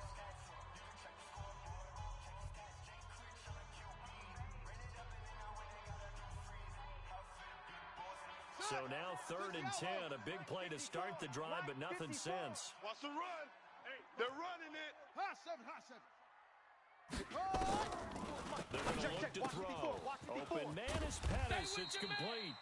And he's going to have another first down here as the tackle's made at the Cowboys 23. Plenty of things to talk about here, partner, but to me, their defense gave up a touchdown on the first drive. How about how they're responding, coming back? That's a big 3rd down pickup to keep their drive alive. Mike 54. Let's go, D. Let's go. Now on first down, he'll drop to throw it. Completes it to the tight end, Kittle. And they've got it inside the 10 at the 8. Another strong gain on the last two plays. They've moved it a combined 33 yards. Two big plays in succession. Not sure this D knows what hit them, but now they got to get ready. It's first and goal. This is Breida. They'll get this halfway home from the 8 to the 4 on a gain of 4. Defensively, they must have been expecting a pass. They were in the dime look out there. I think maybe they were deciding to go with speed on the field rather than bulk. I'm with you, a little bit surprising. They wanted people getting to the ball as fast as possible. The lighter, shiftier defensive backs allow you that. And it's complete. In the end zone, touchdown 49ers. From 4 yards out, as his guys are on the board here in this first quarter. And the QB rating right now is sky high. 4 for 4 on an opening drive, and it ends with a touchdown pass. Yeah, I don't know quite how to figure it out. I think I need my friends from MIT to come in and help me. But I think 158.3 is the number one. Yep, that's right. That's the highest you can get. That's where he is. He'd like to continue on that pace. And this will be a touchback as that sails over the end line. 25-yard line.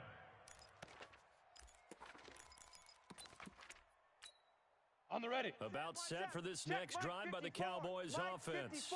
And, you know, certainly a lot of football left to be played. We're not into December yet, but right now where we stand, they're first place in their division. Looking good, looking to be a threat come January. And let's think about what every team has in their goals, all right? Number one goal is what? Make the playoffs. Number two goal is win your division. Number three goal, and the biggest goal, I think, is to be the highest seed possible that you can be heading into the playoffs so you can grab as many home games as possible and try and get you to the Super Bowl. And right now fighting for every win possible to try to at least secure home field for the wild card and or divisional round. A quick burst there, and he nicely bit off a pretty decent game. And it's third down.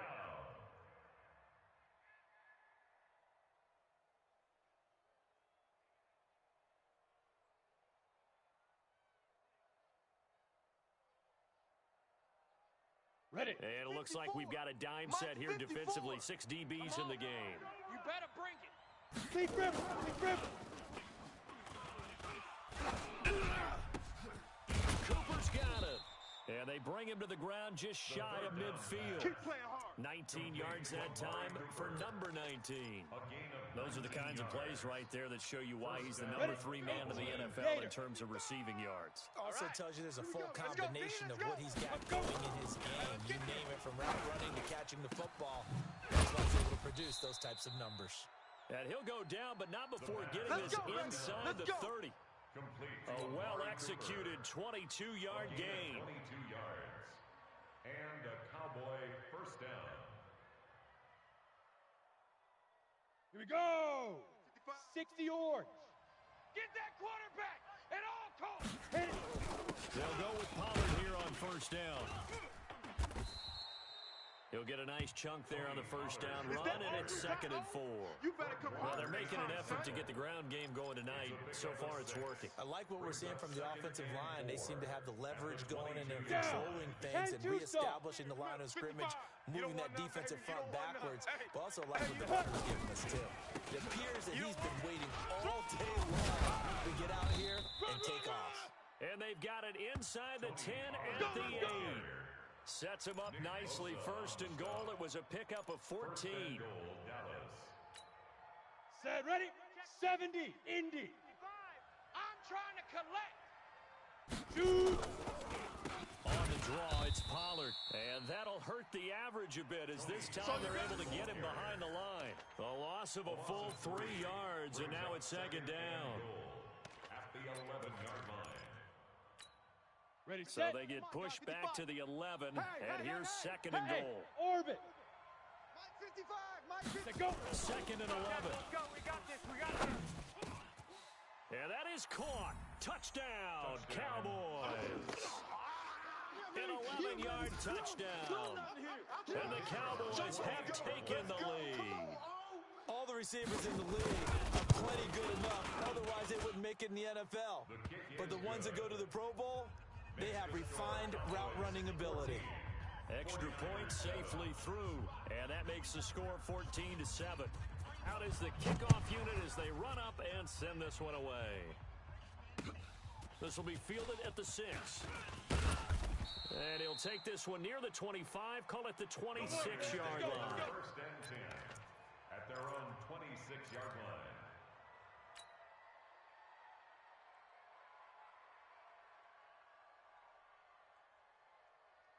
The San Francisco offense ready to start their next drive. And it's only November, but the playoffs, we know how it works. They'll be here before you know it. If it ended today, they would be the #1 seed.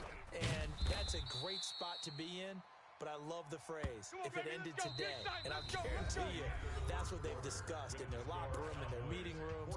Yeah, we know where we'd be if it ended today, but we also know it's not ending today. Right. So they've got to continue to play the type of ball that put them in the spot where they're #1 in their conference.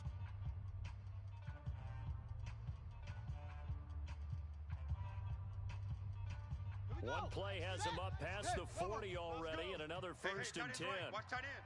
Great stone. Travel. He'll look to throw. Nowhere to escape, and he goes down.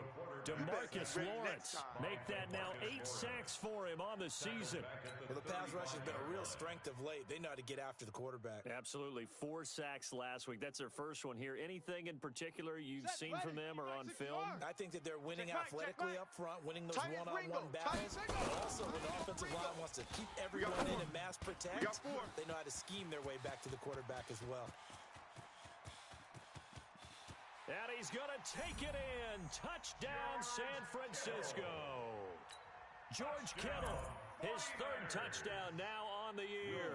As they are an extra point away now from tying this football game. The kick is through the uprights to tie this game, but hang on a second. We do have a flag. Well, we looked at each other right away. We knew that flag was coming out. And I always enjoy the conversation post, because officials always tell you, I don't want to throw the flag, but you caused the play. You did it. I had to. This one tied at 14 now as he sends this one away. And that'll carry over the back line of the end zone for a touchback. 25-yard line.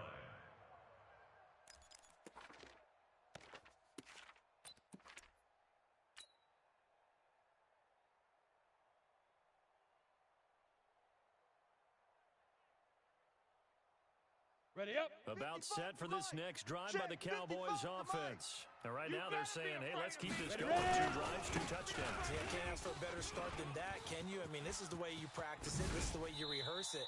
But right now, the play calling, they're locked in really well. That's good for 21 yards and a first down. Well, that last run makes this a 100-yard night. I've loved the way he's hit the holes. He's been quick, he's been decisive, and he's been a whole lot of fun to watch. Defense, keep it up, guys. A big hitter to start the drive has him up near midfield here for first and 10. Here's a quick hitch route and the throw complete. And this will be good for a pickup of 9 to the 46. They do not score, fellas. They do not score. It's a gain of 9. Brings up 2nd and a yard. At the 46. Last catch short of the marker by just a yard. Leaves him with a very manageable 2nd and 1.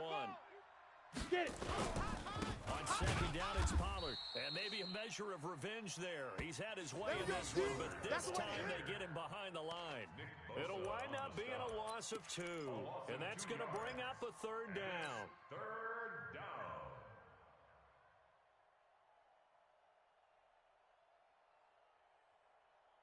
Here we go. Set. 60 outlaw. Eat. Hey, Zoo. Mike, 55. Check, 55, Mike. 5. Now back to throw. He's got an open man. He completes it to Callaway. And he is out of bounds, but not before he's inside the 30. A good pickup there at 22. And a Cowboy first down. Let's go now. 30 base. I'm here all day. Now. On first down, Pollard. And the reinforcements come in as they're going to stop him behind the line. There we go. It's a loss of a yard there, and it's 2nd down. Well, with the kind of half he's had, I think we can forgive him that run, right? Not every run's going to be a big play, is it? No, and also the blocking just wasn't there. No room to run. Yeah, defensively, they got to find a way to build on that because he's eating them alive in the first half. Now the second down throw on target. That catch good for 5. It's third down. One thing you're hoping for when you run drag routes, you're able to hit a receiver in stride, and he can pick up a lot of yardage after the catch. But in this situation, the defense was effective, able to stop him before you get a good head of steam going. And he's going to be taken down here. A sack back at the 32. DeForest Buckner make that now 8 sacks for him on the season. 2 sacks last week, another one right here. He's been unblockable lately, and I think that goes all the way back to not just his offseason, but the film study he's been doing during the week, because I think he's found matchups that he likes, and he's capitalizing. A few times he's even defeated double teams. He doesn't care at this point.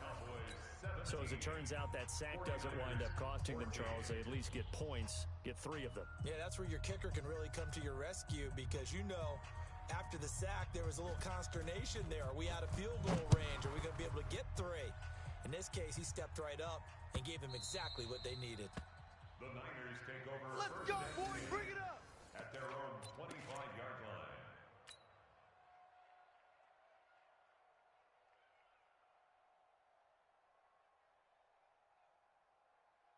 Let's go now. The 49er offense set to get this drive underway. And they will simply, Charles, be looking to duplicate what they did last drive when they were able to push it in for 6. And they hope it'll be that easy, right? To be able to take exactly what happened before, replicate it. They have to make a few additional changes along the way, because I'm sure the defense will make some adjustments, but they've got to have great confidence having scored the last time out. A 3-yard loss to start the drive. They'll look to make that up and then some on 2nd and 13. On 2nd down, a run with Breida. Just a yard there, so it brings up a tough 3rd and 12. They can't move the ball on us. By Jalen Smith. A gain of 1 brings up 3rd and 12.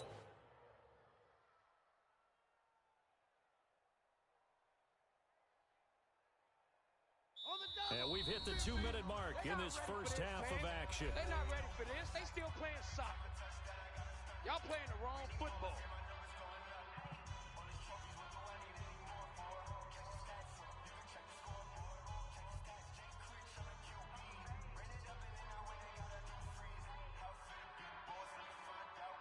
A reminder coming up just a few minutes from now. We'll send you to Jonathan Coachman and our crew in Orlando. Coach will look back at some of the stats and scores from yesterday's.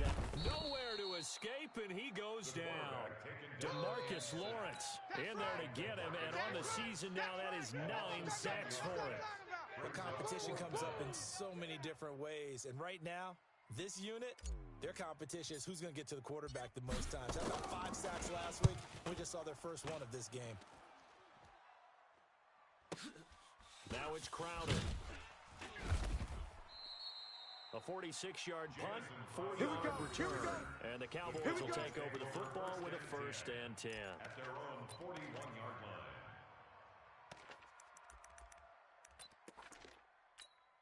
Ready? About set for this next drive by the Cowboys offense. And now with still more than a minute to go in what's been a tight game, you figure we'll try to see them move the ball downfield. And remember, they get the kickoff to start the second half. This is a golden opportunity for them to go down there and put up a couple of 6s back-to-back. What a momentum swing that would be. Yeah, you might be able to get a 2-for-1 without ever even giving up the football. Now a play fake here on 1st down. And that is incomplete. Showed off the arm strength there, but to no avail. 2nd down. They're going for a receiver there. Already has 1 touchdown in this first half. A 2nd one not to be. I like where their headspace is, though. I mean, I really like the thought process, right? You got a guy who's already scored 1, right? You want to go back to him, continue the hot hand, and make them adjust to you defensively. I like what they were trying to get done, even though they weren't successful. They'll wind up getting 10 back as that sets them up for 3rd down. They gave up the completion there, but this is what zone defenses count on. Catching the ball and not much run after the catch. Ready, ready! The last catch nearly got him a first, but it did not, and they'll try to convert on 3rd and inches. Trying to run for it with Pollard. You ain't going nowhere. And he's got this down almost to the 20 before he's dropped. It's a gain of 12, and the Cowboys pick up the 1st. Now the Cowboys going to burn the first of their timeouts as they'll stop it with 25 seconds to go here in half number 1.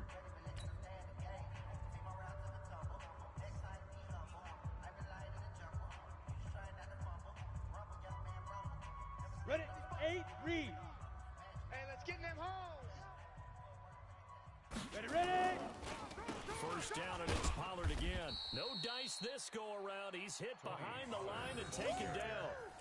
It's a loss of a yard there, and now second down. It's a loss of a yard. Brings up 2nd and 11 at the 23-yard line.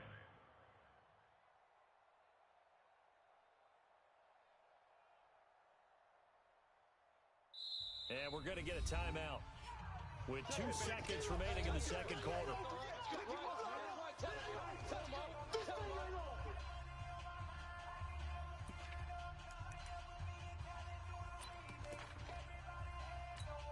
So with 2 ticks left here in the half, on is the field goal unit. He hit his first, this one from 40 yards out. And his kick is indeed good, and that will do it for this first half. So we have reached halftime in what's a 6-point game at the break. As we'll send you back over to Orlando with our EA Sports Halftime Report, here's Jonathan Coachman.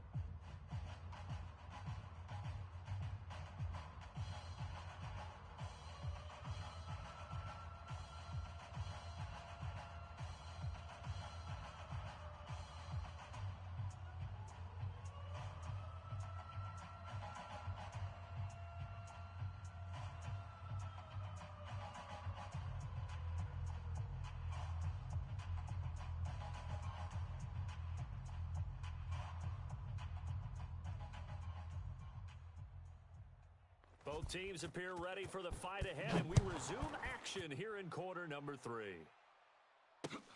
This is taken at his 4. And he'll weave his way up, all the way up, a few yards shy of midfield. That strong return has set them up nicely for this drive, and we all know the next score is going to have a major impact on this game.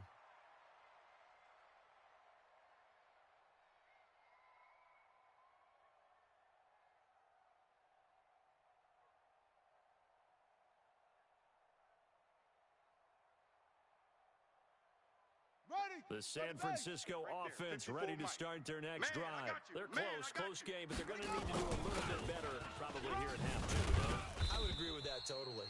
I would guess it in the locker room. They talked about cleaning up some of the errors, but overall, I think they wanted to be positive with them. Guys, we're right there. Just not playing as well as we need to. Let's pick it up, and we still have a chance to win this game. Yeah, they do. We'll see if they can pick it up. Following the pickup of 4, here's 2nd and 6. Check Mike 50. Here we go, D. Check. 64. Wait. Check your hot read. Jam. They run again with Breida. And they're able to swarm him behind the line, and his rough night continues. Just a couple on the pickup there, and now it's 3rd down. Tough first half for him, unable to put up the numbers he's used to producing. But with a guy like him, you and I both know it just takes a couple of explosive touches for him to make an impact on this game and on the stat sheet as well. Mike 50. Watch the screen. They'll set up to throw. Well, the 2 men come together, and it's incomplete. Excellent work defensively, brings up 4th down.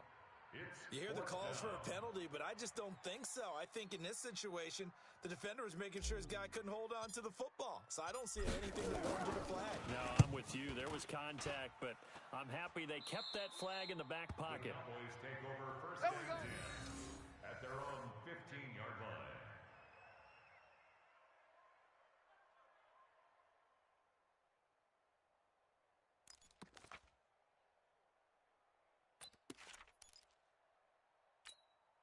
Got it. About set for this next drive by the Cowboys offense. They have the lead here. Well, we talk a lot about pregame speeches. What are halftime speeches like? For the most part, not nearly as emotional. They're a lot more clinical. Every now and then, they'll get after you if they think they need to light a fire.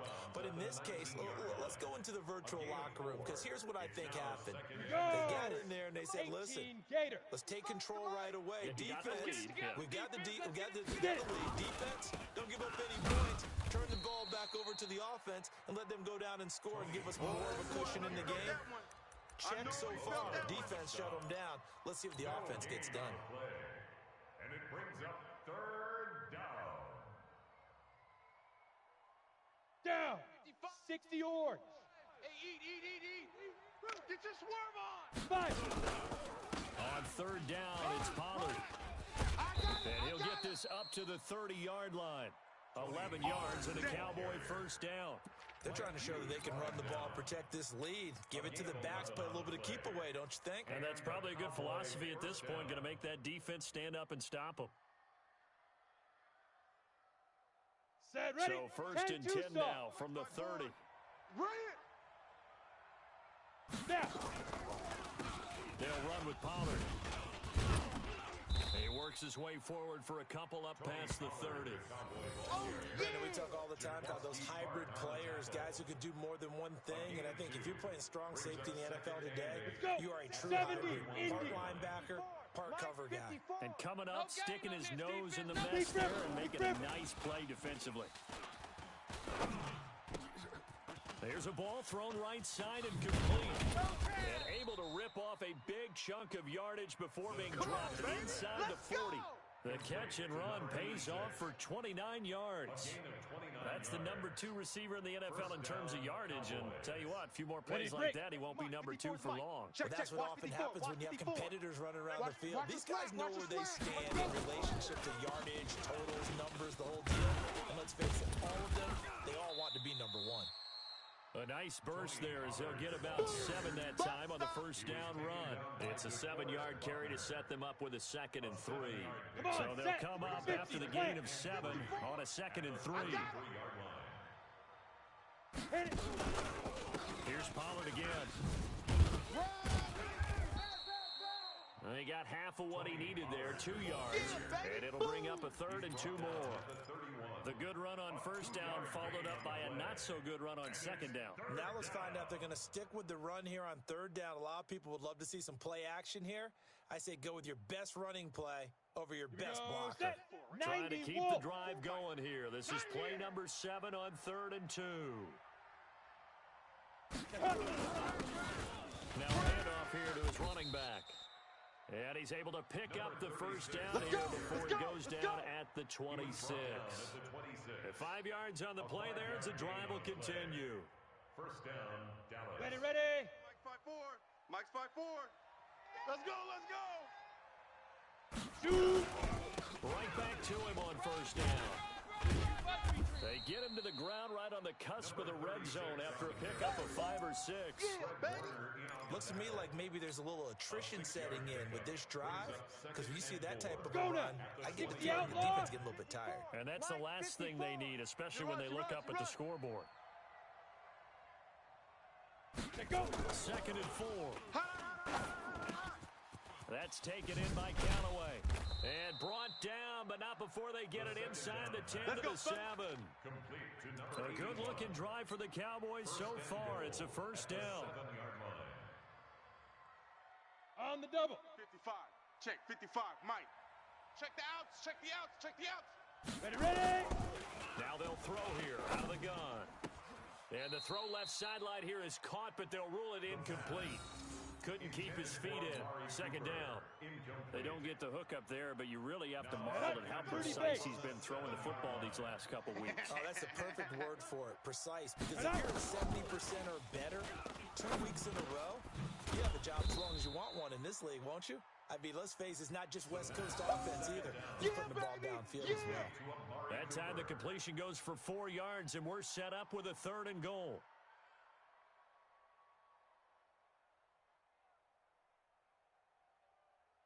They come out here in the eye. So 3rd and goal, and the 49er faithful making some noise for their defense. They'll look to throw. And this is caught for a Cowboy touchdown. That's it, huh? Good work. from 3 yards out. And the Cowboys, they push out in front further. A good, sustained drive there in this third quarter, capping it off with a touchdown to give them a nice 2-score advantage. It was actually a fun one to watch, wasn't it? I mean, for me, seeing the mix of what they did, how they moved the ball downfield, very sharp, too. Each and every play seemed to be executed with great dispatch. Wahoo! He'll stick with the passing game as he looks to throw. And this is going to be caught. It's good. And that extends their lead by 2 more.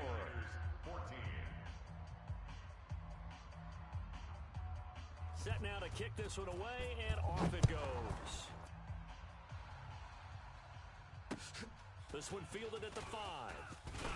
And he's up across the 25 and down at the 28-yard line. First and 10 at their own 28-yard line.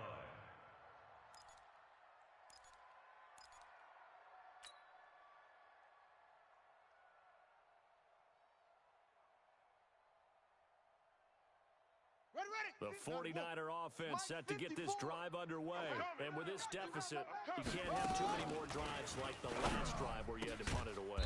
You know what I would tell my offense right here? The punter doesn't exist, guys. He doesn't even exist. He's not a team anymore. I just cut him, all right? So you've got to go out and create some offense for us here and give us some points. No way does that guy get on the field on this drive. Poor punter. Yeah, it wasn't his fault. But, hey, listen, if there's got to be casualties at times. We're trying to win a game. It's our time. Back to throw now on first down. This one into the hands of Kittle, the tight end. And he takes this down deep on the Cowboys side of the field. A big play there for the Niners. And even 50 yards. The chain gang hustling to catch up. Here's first and goal from just inside the 10. Back to throw here. And this is going to be intercepted. Read it well, and it's picked. And a big turnover there as his guys will get the football back. Partner, we always talk about possessions being at a premium in these games, and now in this situation, throwing an interception here when you have to claw your way back in, that one's going to hurt, and in a big way. Hey, man, watch that. So the drive's going to start with Pollard. And he is brought down at the 22 after a gain of 2, and it brings up second down. Got to figure now, after getting that turnover, they're just going to be happy to keep the ball on the ground, right? This is where they're covering the football, taking care of the ball. All the ball security terms that have ever been used, they come into play for the guys on offense right now. Just take care of it, and they've got a good chance of ending up winning this game. And he's free going down the left side. It's a foot race. Touchdown, Cowboys. A big play there. 78 yards. And the Cowboys, they push out in front further. They were still throwing with a comfortable lead here late, and now that lead even more comfortable. And your first thought is there bad blood that went into this one ahead of time, that maybe they're seeking some revenge or they just don't like them? But the other thing that always hits me is, are they worried about playoff positioning, right? Are they worried about, do you need enough points in case there's a tiebreaker that comes into play later?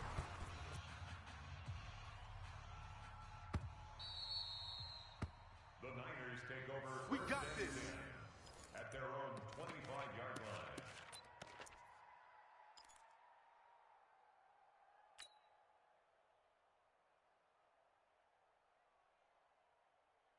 The San Francisco offense ready to start their next drive. And they had a nice little drive going last time. Put the interception in the red zone. Costly.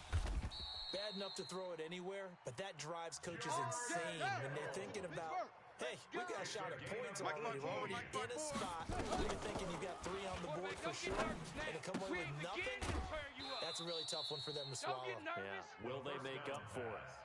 And we see another pitch and catch there to the running back. This position just continues to evolve. They become just as critical to the passing attack as a lot of receivers, tight ends, because their ability to make people miss in the open field can really generate big plays for an offense. Mike 54. I'm here all day.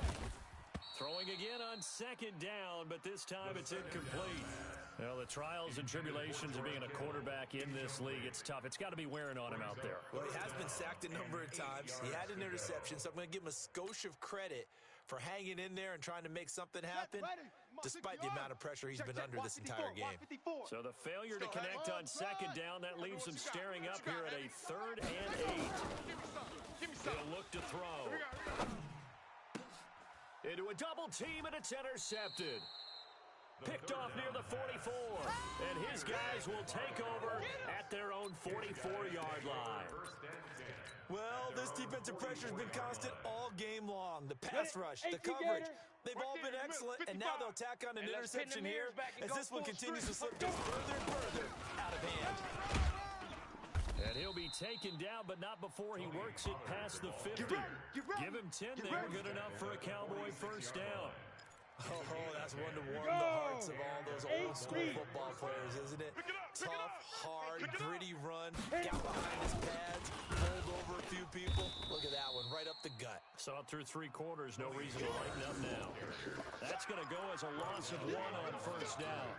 An interesting and intriguing decision there defensively because they kept extra DBs on the field despite seeing the multiple tight end look that came out for the offense. I thought they were going to switch out of it. I didn't know if they felt they didn't have time or what the case was. Well, in any event, the extra speed allowed for great penetration as they stuffed that one behind the line of scrimmage.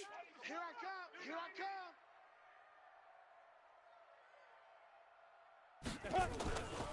Back to throw. He's got a man complete. It's Amari Cooper. That throw good for only a couple. It brings up 3rd down. I always laugh when people say, what's the toughest route to defend? And I'm like, any of them, especially if it's a good receiver. That makes things very difficult. But when you're running a drag route, something short, shallow, going through defenders, using guys almost as screens in order to get open, that makes things tougher, guys trying to get to the football. Looking to throw. And the throw there going to be incomplete. I think he's a little trigger happy right there, and it turned into an ill-advised throw into their zone. Well, we know he has confidence. He'll throw it any place, anytime, anywhere. That time it fell incomplete.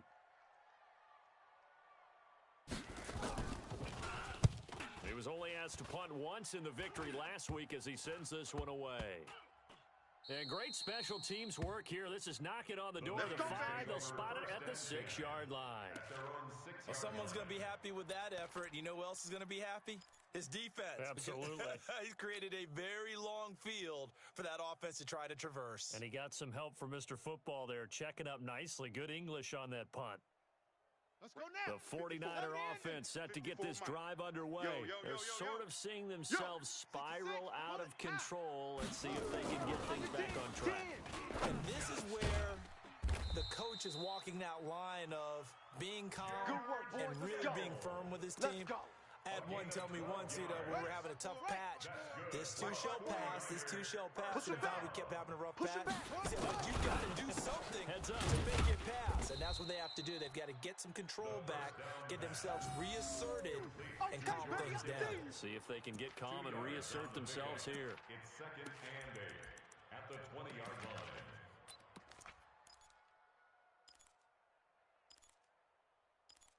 Just 2 minutes remaining here in the 4th quarter of what has been a one-sided affair.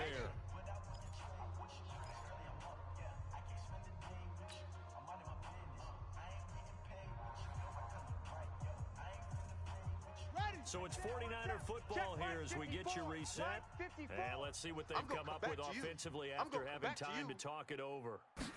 Here's 2nd and 8. Looking left side, he's got it, complete. And he'll get to the 29-yard line, brought down there. 9 yards to pick up there, and it's a first down. Come on, baby, come on, let's go. They'll drop to throw. And a big loss here as he's taken down. DeMarcus Lawrence has now recorded 10 sacks on the season. Great job defensively. I think he was trying to go through his progressions, find someone to get rid of the football. Before he knew it, he was on his back. So that just brings us right back to what you said in the beginning. A great job defensively. Nowhere to go with the football. That led to the sack. Now a quick throw as that's complete on the hitch route. And from the 15, they're able to work this up to the 20 for a pickup of a handful. 22, Jet, Bubba. Now on 3rd and long, they'll look to throw. And the Cowboys pressure pressure, gets there this time for the They sack. can't stop us. Charles, They not to cannot point fingers, hold but us how much of down. this goes We're on the gonna keep shoulders of the getting offensive sacks. line? I mean, look at the 6 sacks last week. That's the 4th in this game. Definitely the bulk of it does go on the offensive line. That's what they're tasked with doing, keeping their quarterback upright and clean in the pocket. But I think they have to look at, okay, are we bringing in extra people? Is the ball out of the quarterback's hands quick enough? There are a few other 54, factors right they there, have to look at 54 to try Mike. and help out. I got And you. you're exactly I got right. you. It starts with the O-line. They're going to look to throw. Looking to complete it to Pettis, and he's got him.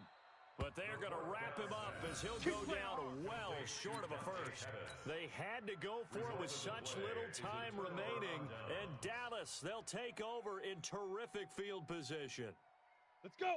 10 Tucson. Mike's 5-4. Yeah. Check. 22 jet bomber. 22 jet bomber. Let's go. That one looks like he'll throw here. And this is caught. It's Cooper. And he gets it all the way down inside the 10 and mark him at the 5. So this one will end in a victory for the Dallas Cowboys. And it was their defense that really made the statement after the break. They pitched the second half shutout. Yeah, think about the team that just got vanquished. They did score in the second quarter. Do you think they thought at all that that would be their last points of the game? No, but what a second half. The adjustment, whatever they did in the locker room, it certainly worked. It certainly did, and you're exactly right. Whether it was an adjustment, whether it was just more focus on what they planned to do going in, whether they just played better, whatever it was, it all came together in the second half, and no points were allowed. That's a great way to close them out. So for the Cowboys, the win here means it'll be a 7-1 first half of the season, and they will head back home next week. Meanwhile, for San Francisco, the perfect season was apparently not meant to be as they drop to 7-1. And they'll try to turn it around next week as they head to Atlanta for a matchup with the Falcons. I'm Brandon Gaudin. Certainly have to thank Charles David.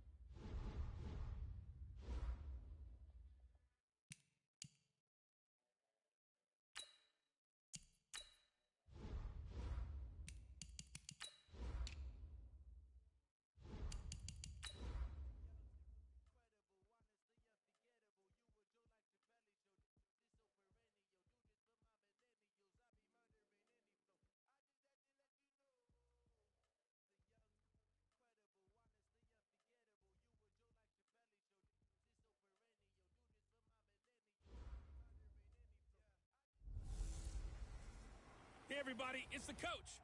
This is the NFL.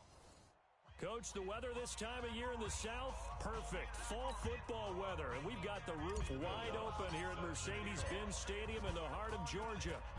Today, we've got a good NFC matchup on tap between the San Francisco 49ers and the Atlanta Falcons. So here come the Falcons now to get the football for the first time. And we get a glance here at their leader, the man who will be calling the plays under center. And what I enjoyed in preparing for this game was talking not just with the coaching staff, but with him as well.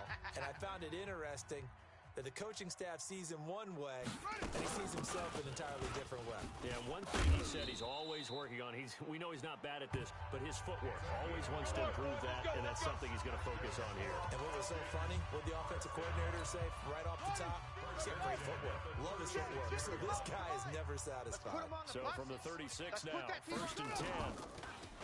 They'll set up a throw. He rifles one that's intercepted. Snags it for the pick. And the return comes to a halt right at the 44-yard line. Not a good omen there. His first throw of the afternoon intercepted. I know what the fans are thinking right now. I hope there's not negative thoughts in his head going forward since that's his first throw of the game. But one of the things I remember about him coming out of school is he's able to wipe things away pretty easily and move on. He'll get 17 on that one, and the Niners have a first down. 45. Strip the ball. Strip that.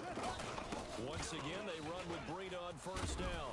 And taking it to the 15-yard line before he's brought down. Go, boys. Let's go. They'll get a dozen there, and it's a first down, 49ers. Our game not even 2 minutes old, but a quick red zone opportunity. They've got a 1st and 10 at the 15. They'll look to throw here. That'll be complete to Breida. So a nice job to break the one tackle, but not much daylight after that as he's brought down. It'll be a 3-yard gain, and it's a 2nd down. They've got good playmakers on the offensive side of the ball. I don't know what happened last week to really hurt their performance and hold down their production, but I would dare say that this week in practice, there's a lot of talk about how they're going to increase their proficiency. And that was a good start getting the playmakers involved. You mentioned that to me pregame.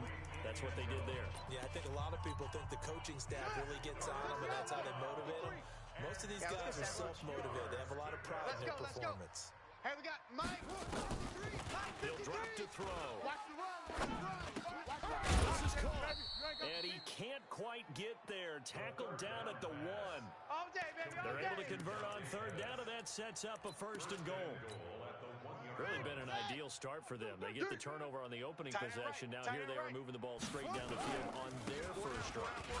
And he'll take this into the end zone for a San Francisco touchdown. Matt Breida with touchdown number 7 on the year, as his guys are able to strike first here in this opening quarter. And they're able to run it in. It started with a battle in the trenches. They won there, and they got in for 6 points. And that's going to be a tough one for the defense to deal with. They've got to go to the bench now and figure out how are we going to slow down this running game, because on that particular play, they had no answer. A drive that time of 6 plays, and it was Matt Breida who had the touchdown run to put an end to it. And this will not be returnable. It's out of the back of the end zone for a touchback. Atlanta now coming out on the field. They had the interception last time. It led to the opening touchdown. So now 7-0 the score as they start 1st and 10. They'll throw this out wide and complete it to Ridley. And he will lose yardage and be backed up to the 24. After the loss to start out, here's 2nd and 11. You're trash. You're trash. There we go. They'll run it now out of the gun. Takes it to the 26, just a 1-yard gain. And this is why aggressive defensive coordinators love to blitz. It wreaks havoc because they end up taking their attention to the blitzers, freed up the D linemen to make the play. Hey, let's get that ball, D. Let's get that ball right here. He'll look to throw. And he fires one that's intercepted. Picked off at the 40. And he will not get all the way home, but he will take this back down to about the 2-yard line. He had his eyes on the end zone. He got close. At least he set the offense up nicely, but he's probably mad he didn't take that one to pay dirt. I agree with you, and you know he's going to get teased because he didn't get it all the way into the end zone. But if they don't score now, if they don't get a touchdown, he won't just get teased. They'll be glaring at him. How'd you not score? From back at the 4, here's 2nd and goal. Now back to throw. And he hauls it in the end zone. Touchdown, San Francisco. Yeah, let's go. From 4 yards out. And the Niners are able to stretch their lead. On those slants, everything happens so quickly. What makes it work? The timing between the passer and the receiver. In this case, a slant route. Ordinarily, it's probably about 3 steps before you go on the slant. In this amount of time, I think it was a 2-step deal. Boom, put his foot in the ground and got inside for the pass. Got inside for the pass, got inside for the catch and the score. And they will not get a chance to return this one as it's through the end zone for a touchback. Here comes the field general leading his offense back out there for the next possession. And he'll look to rebound from the early interception that led to 6 points the other way. And when he threw the interception and he had to come to the sideline, I guarantee his first thought wasn't about the interception itself, but what could result. And I know he was thinking to himself, come on, defense, bail me out. Well, they weren't able to in this situation. Now he's got to go out and atone for it himself. But he can't force things. On 2nd down, Dobbins. And they're able to get this one across the 35. It's a gain of 16, first down Falcons. I have to admit, I'm excited by that play call and the end result because this is a team that's down big early in the first quarter, and a lot of teams will just panic, abandon the playbook, and just start firing the ball all over the place. It's way too early for that. Stick to what works for you. Down double digits, and we talked about their game plan being both running and passing there. You're right. They're sticking to the game plan, getting the ground game going. A lot of football left to be played. They'll wind up losing a full 10 yards on the play. They're backed up here with a 1st and 20 now after the holding penalty. Now a give right side. Dobbins. And to the 36-yard line. Taken down there after getting 8 yards. It's easy working. It's coming again. These are his numbers from last week's contest. 20 carries, 68 yards. And we all know he had a big workload last week, so I'm eager to see if they decide to back him off a little bit. Personally, I hand it to him 20-plus times again.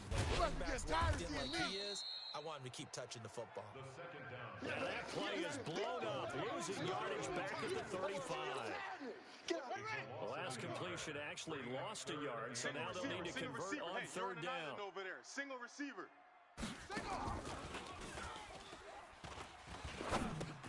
Throwing for his running back, and he's got him complete. And he's going to come up a few yards short.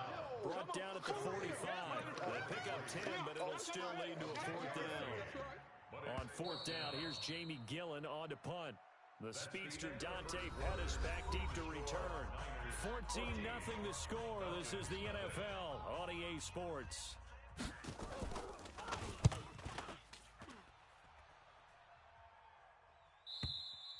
And problems spreading to the punt team now. This one goes all the way into the end zone on the fly, so that'll come back to the 20. And San Francisco gets set to go here. It's been a good first half so far. They're up 14-0. Points here, they could really put them in command before intermission. Yeah, it's all well and good what they're seeing and how they're feeling right now. But it's the NFL. How many times have we watched 14-0 leads evaporate and quickly? So how have we seen them combat it? Continue to run your offense, but don't back off at all. Don't start looking at the clock. Don't start thinking about, hey, just take care of the football.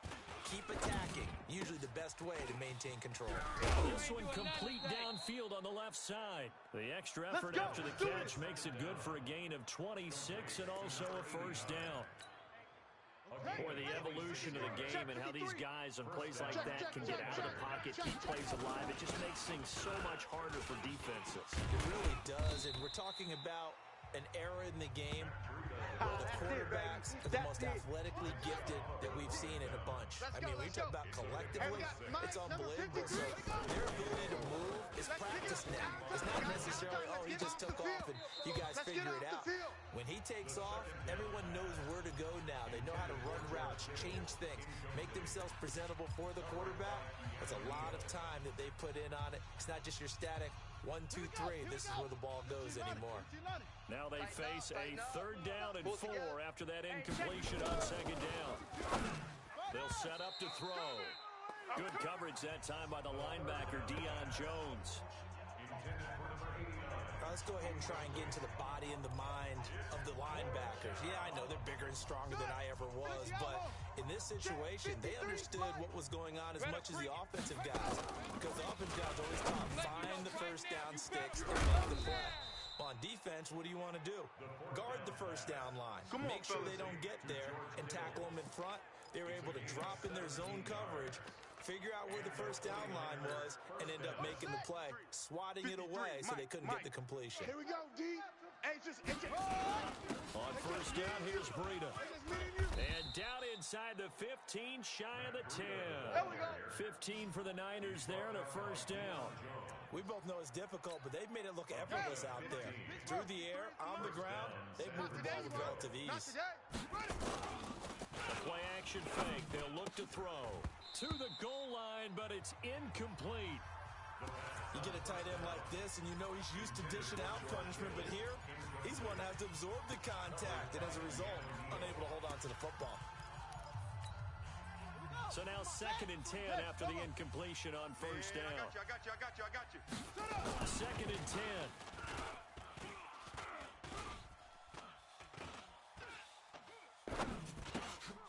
And he's got it. And across the chalk, into the end zone, it's a 49er touchdown. Dante Pettis, his 6th touchdown of the season. The Niners are able to stretch their lead. And correct me if I'm wrong, that was just a simple fly route, wasn't it? No, there's nothing to correct at all. You've got it down pat. And I just remember as a player, when I'd be in practice sessions and I'd hear 9 from the receivers, that meant fly route, go, look out.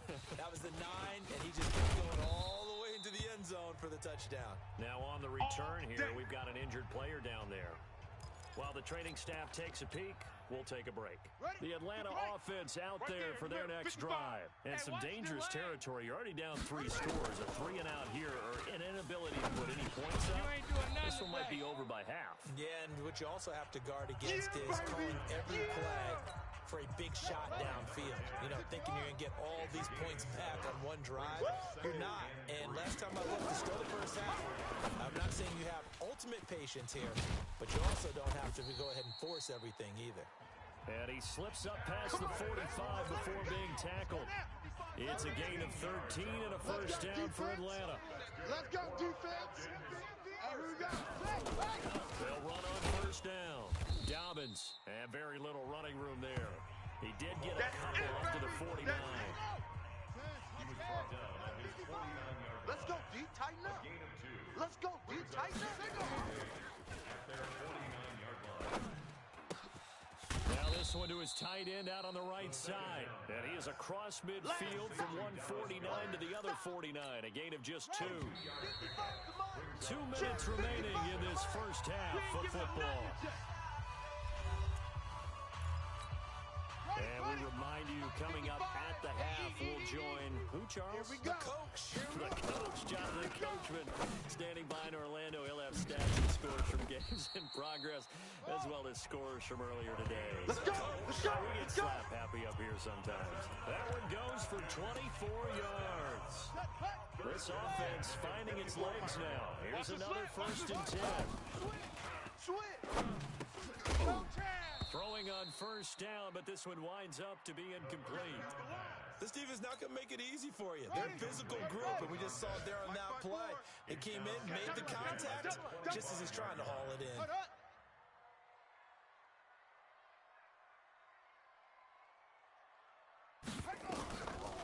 Back to throw now on 2nd and 10. It's a short one here, complete to the tight end. And he'll be brought down inside the 20 at the 19. 6 yards is the pickup, and that'll lead to a 3rd down. They face a 3rd and 4 after that last completion gets him 6. And he takes it down to the 13 and picks up the 1st. It's a pickup of 6 and good enough to move the chains. Now the Falcons going to use one of their timeouts as they'll stop it with just over a minute to go before halftime. They'll look to throw. That's complete right around the 8. And here he'll get it down to the 7. The Falcons going to use the second of their timeouts as the stoppage will come with a little under a minute to go in this first half. 2nd and 5 after the 5-yard completion on first down. 2nd and 5. And he is into the end zone for a Falcon touchdown. A great effort there. His 2nd touchdown on the season as they are now on the board here in the first half. The way this one was going, you just got the sense they needed something before half. They've at least got something on the board now. Still trailing, but a good sign. That takes me back to our preseason tour of NFL camps. You remember we talked with that one coach who said his emphasis this year was scoring in the last 2 minutes of a half, heading into the locker room. This hits it right there. Take that momentum, take that good feeling, and take the locker room, regroup, and start over. They got it here. They did indeed, and a lot of football, full half to be played. The 49er offense set to get this drive underway. Got under a minute to go here until halftime. You got the good-sized lead. No need to do anything crazy. No, there really is no need to do anything crazy. The smart play, go ahead and take your lead into the locker room and then try and add to it in the second half. But there's a part of me that looks at this and says, first half going my way, I have a little bit of a cushion. Let's go ahead and try and extend things. You've got some good plays drawn up. You might want to think about them right here. And he'll push forward here for a good little run as the clock continues to run. The 49ers now going to use the first of their timeouts as it'll come with 36 ticks to go in half number 1. One more time, they'll keep it on the ground. And they'll get it up just short of the 45 at the 44. He'll get a dozen there, and it's a first down, 49ers. Completes it to the tight end, Kittle. And he takes this one down almost all the way to the 30. Now San Francisco going to call their second timeout as they stop it with 16 seconds to go in half number 1. From the 32 now, here's 1st and 10. Back to throw here. And he's going to go down. They get to him back at the 40. Taco Charlton just would not be denied. That's a loss of 7. And with just 4 seconds left in this first half, a timeout call. So with 4 seconds to go in the half, here's the field goal unit onto the field. This will be from 56 yards out. And his kick is good. He got every bit of that one as it's good from 56 yards out. So we reach halftime in what's been a fairly one-sided game so far. As we'll head down to Orlando, that's where we find our man Jonathan Coachman at our EA Sports Halftime Report. Coach. All right, Brandon, thank you very much. More from you two in a minute, but first, let's take a spin around the NFL and see what's going on here in week number 10. We'll start our tour out in the City of Angels, Los Angeles. And it's the Rams who are out in front in that one. Jared Goff has thrown a touchdown pass. From there, we take the long plane ride back to Florida to check on the Dolphins at home in Miami. And they couldn't get the job done as they fall to the visiting Baltimore Ravens. 28-14 was your final score. Finally, let's get to the desert to check on the Cardinals at home in Glendale. And they trail in that ball game to the visiting Seattle Seahawks. The Seahawks still in a dogfight, but this would be a good victory for them if they could get it. Meanwhile, in our game, it's been a back-and-forth first half. Who can put it together in the second? It's the 49ers out in front, and they will get the football first as well as we are back and started in the second half. Fielded about a yard deep. And he'll get across the 20 before he's brought down at about the 23-yard line. Here comes the 49ers offensive unit as they'll have it first to begin this third quarter. They built a good first half lead. Now they have a chance to add on to it. And what I'm thinking is that the offensive staff spent the entire halftime just working with them on, here's what we think they're going to do to attack us in the second half. Nice first half that we've had, guys, but be prepared for some change-ups We're going to see them when we kick it off in the second half. See how they handle any adjustments that might be made defensively. 25 yards to pick up there and also a first down. Sometimes those lines that are drawn on a grease board or in a playbook, they come to life out on the field, don't they? And we just saw down that outside handoff to the right. That right tackle, he gets excited for that call, doesn't he? He does, because he just wants to dominate his guy and say, listen, I was the point of attack. I took care of business. That's why you're able to get downfield and add all those yards to your total. Yeah, really nice game there. Everyone's got to be able to catch the football. Doesn't matter what position you play, but if you're on offense, be aware a ball may come your way. That first down completion only netted him 3. 2nd and 7. Here's a 2nd and 7. This one into the hands of Kittle, the tight end. And that's going to be good for another first down as the tackle's made at the Falcons' 29-yard line.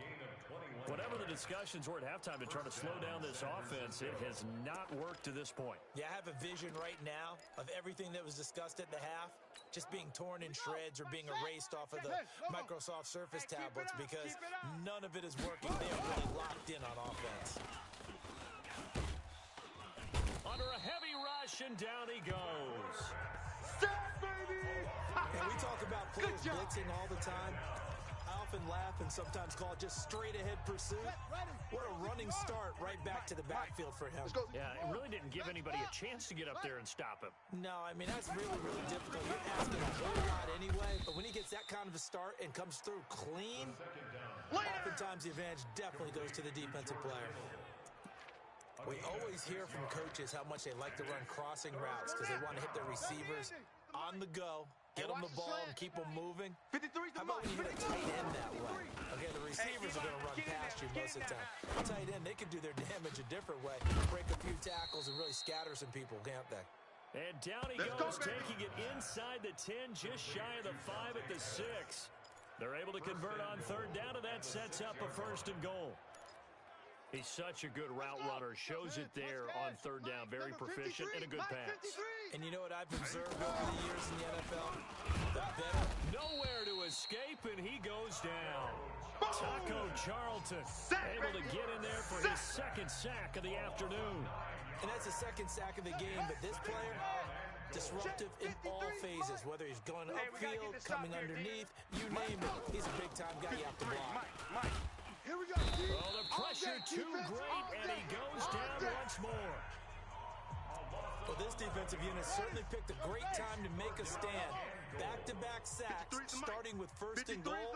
Have to believe that they continue to bring the pressure on third down. And he fumbled it. It's on the ground. Yeah, baby! So it goes as a fumble, but the key thing, not a fumble loss. Yeah, that's big, isn't it? I mean, I remember watching teams play. The ball might be on the ground a number of times during the game, but the other team doesn't get it. That's a huge difference in the ball game. And in this case, they were able to retain possession.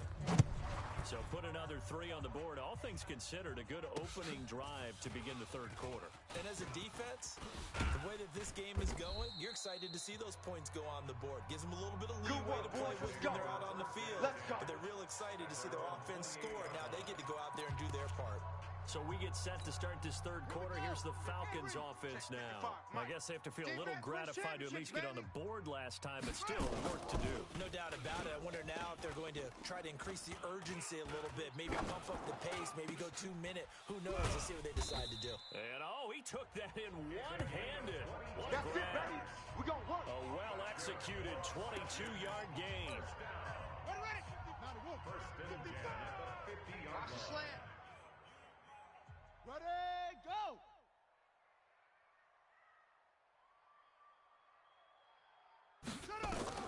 From the midfield stripe, they'll look to throw. It's a short one here, complete to his tight end. Give him a couple on the catch. It's 2nd and 8. So 2nd and 8 here after the pass play for 2 yards on 1st down. They'll run it now out of the gun. And they see right through that defensively. As he'll be hit and taken down in the backfield. This will be a 2-yard loss on the play. And that'll bring up a 3rd down.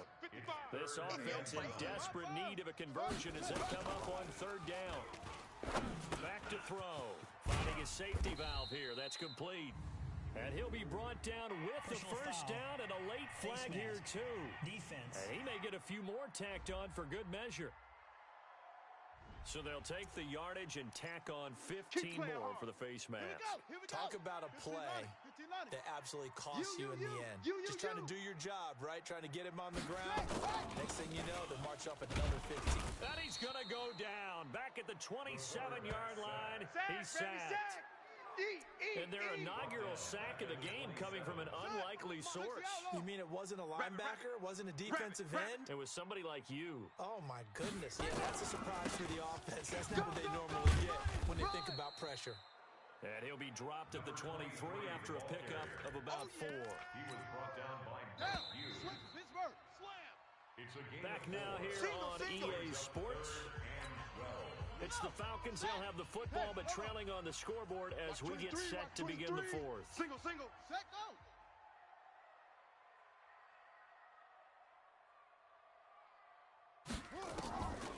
He'll look to throw.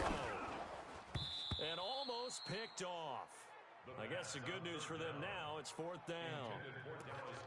Another pass attempt, another incompletion, and they're just a little over 100 yards passing here in this game, so defensively, pretty good job. Definitely, because they were never really able to get the ball in the hands of their playmakers. So a lot of credit to the defensive. And he'll take it into the end zone. Touchdown, Atlanta. 23 yards for the touchdown. And the Falcons cut into that lead. Great field position has to be one of the best friends an offense can have. And you don't have very far to go. You should cash it in with points. Point after, right down the middle. And that cuts this lead down to 13. So that winds up a 7-play drive all told. And the Falcons score to cap it off. This will be fielded at the 6. And a good return as he'll be stopped just shy of the 30-yard line. Let's go, baby. Let's go. The San Francisco offense getting their last-minute instructions before they take over here. Now, there are 2 scores on the plus side. Still time here in this 4th quarter, but maybe you start thinking about playing keep away? Yeah, I think here's the situation. You're not thinking touchdowns anymore. You're just thinking first downs. To keep up with your theme there, playing keep away, first downs, they can't touch the ball. Let's go. 10, touch game. Mike, number 53. Mike, 53. Don't let it go. Breida, he'll try to right side. Don't let him breathe. Only a yard on the pickup there, and it'll be 2nd down. Well, partner, Marvin, our number 1 stats guy just handed me a little card that says he has 97 yards on the ground today. You think he's going to get the ball again? I think so. 3 away from that century mark. Got to have it. Yeah, I think what they're going to call is one of his favorite runs, whatever he feels comfortable with, and what the offensive line has executed well today to try and get him over 100 yards. Another nice pickup through the air, and I think a lot of people might expect him to run the ball in this situation, Brandon, but with this lead, they're electing to throw the football. Swings, slants, quick outs, things that they consider safe. Watch the run. Looking to throw. Check. And able to haul it in is Kittle. And able to get this one across the 45 before he's brought down. 18 yards, first down Niners. He's been the go-to guy. They needed a big play there on 3rd down. Went his way, it worked out. Doesn't matter whether they've scouted it or that they think he's going to get the ball. He has a knack for finding his way open and completing the connection. And they'll get him down as he's inside the 40. They'll get a dozen there, and it's a first down, 49ers. I think we're seeing the effect that runs like that are starting to have on this game. They're a little bit slower, that front 7, reacting to the football, almost like body blows in boxing. Slow them down, and they're really starting to take over in this game. Here's a throw right side, taken in by his tight end. A good pickup there, a 22. This is something you got to be wary of defensively. I mean, just because they're in the mode of trying to burn some clock doesn't mean they won't pass it. They got good yardage out of that one. Yeah, and really, when you're looking at it, now they've got a fresh set of downs. Look for 2nd down. If they want to take another shot and try and loosen things up, that'd be the time to do it. And he couldn't quite get there. Tackled down at the 1. 17 more yards on that one as they keep the drive rolling. 2 big plays in succession. Not sure this D knows what hit him, but now they got to get ready. It's 1st and goal. They'll drop to throw. He will find his receiver, Pettis, for a 49ers touchdown. That's the way you make it spin. That's the way you make it spin, Pettis with his second touchdown of the game, number 7 on the year. And the Niners are able to stretch their lead. In order to lead in a game, you're going to get plenty of contributors, but that's his second touchdown catch of this game. He's one of the key guys in this one. And you better believe he'll be looking for the hat trick here as this one continues to go. They're going to look to throw.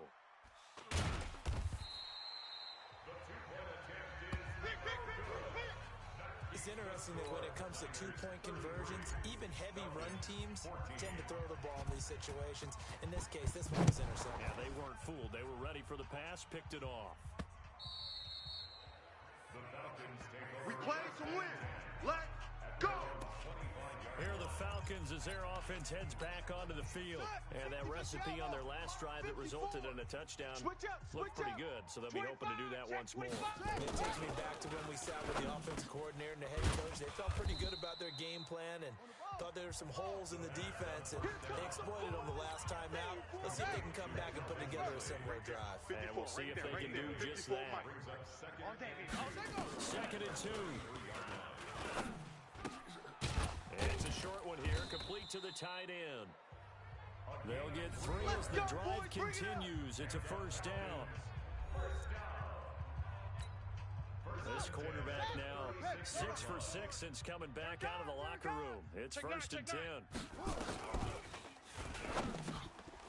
And now a throw here secured by his running back out of the backfield. And he slips up past the 45 before being tackled. It's a gain of 11, and the Falcons pick up the first. 2 minutes left to play. And let's see what they've come up with offensively after having time to talk it over. Back to throw now on first down. It's a short one here, complete to his tight end. I'm going to hit you. He'll be taken down at the 48 for a pickup of 2 yards. Mike 54. It's a party now.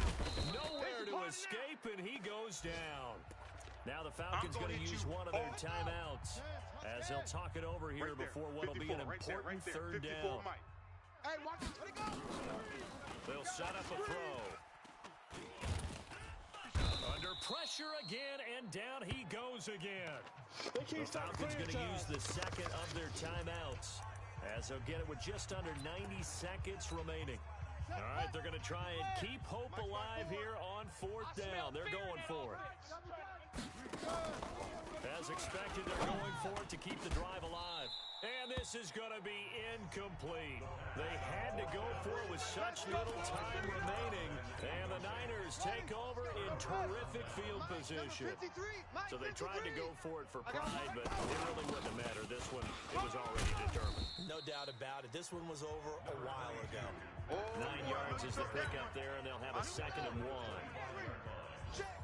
53's Mike. Check. 53. That one looks like he'll throw here. Defense, let's go. Oh, he got position on him, and he pulls it in. The 49ers now going to use the first of their timeouts. It's just their first. They've got 2 more to use here in the final stages. Ready. 53, Mike. He'll drop to throw. And it's complete. In the end zone, touchdown 49ers. From 8 yards out, and the Niners are able to stretch their lead. And to me, that touchdown allowed you to start grinning widely on your sideline. I think they pretty much locked this one away. Yeah, that's the clincher, the proverbial icing on the cake, if you will. Lutz with the extra point, and the decision to just kick the extra point winds up successful.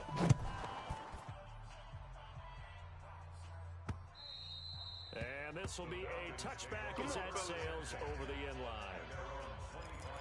Here comes the Atlanta offense now ready to take over here. Let's just be frank. They're playing for pride at this point. That's all that's left because victory, not a chance now. And I can't wait to see how they actually go about doing it because there are a lot of people watching the body language of the guys on the field now. And if they call plays they want executed, they need to do that and do it really well. Otherwise, there could be repercussions. We'll see how they handle the waning moments of this one. Falcons going to use their third and final timeout as they get it with just 19 seconds left on the clock. Here we go. 15 Lonnie. 15 Lonnie. Let's make these babies cry all the way back home. They'll look to throw here. And that one got tipped, kind of threw everything off. It brings up third.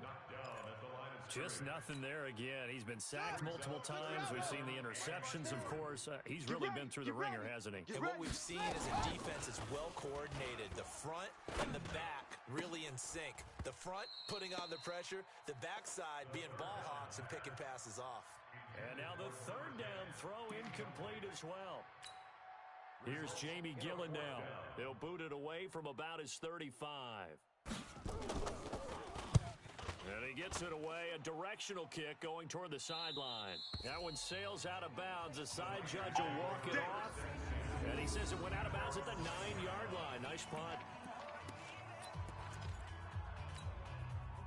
The 49er offense set to get this drive underway. And they've got this one in hand. No timeouts remaining defensively, so this one should just be one kneel and then handshakes. Able to shake him off. And it's incomplete. Still throwing to the very end. But now this game is over. But Charles, it's one thing to win. It's another thing to win and put up the amount of points that they did. Boy, were they clicking on offense. They can't help but feel great about themselves, can they? I mean, what a game to put up that number of points, continually feeling like they're moving the ball and things are working and clicking. They think that they can bottle this and carry it with them. And as an offensive coordinator, you just don't think you can do anything wrong. Whatever you call, run, pass, it's all going to work. That's called being in the zone. So for the 49ers, they're setting themselves up as a major contender as they move to 8-1 now on the year. And they'll get another road test next week as they head to the Windy City to take on the Bears. Meanwhile, for the Falcons, their season is on life support somewhat now at 3-6. And they'll get a chance to redeem themselves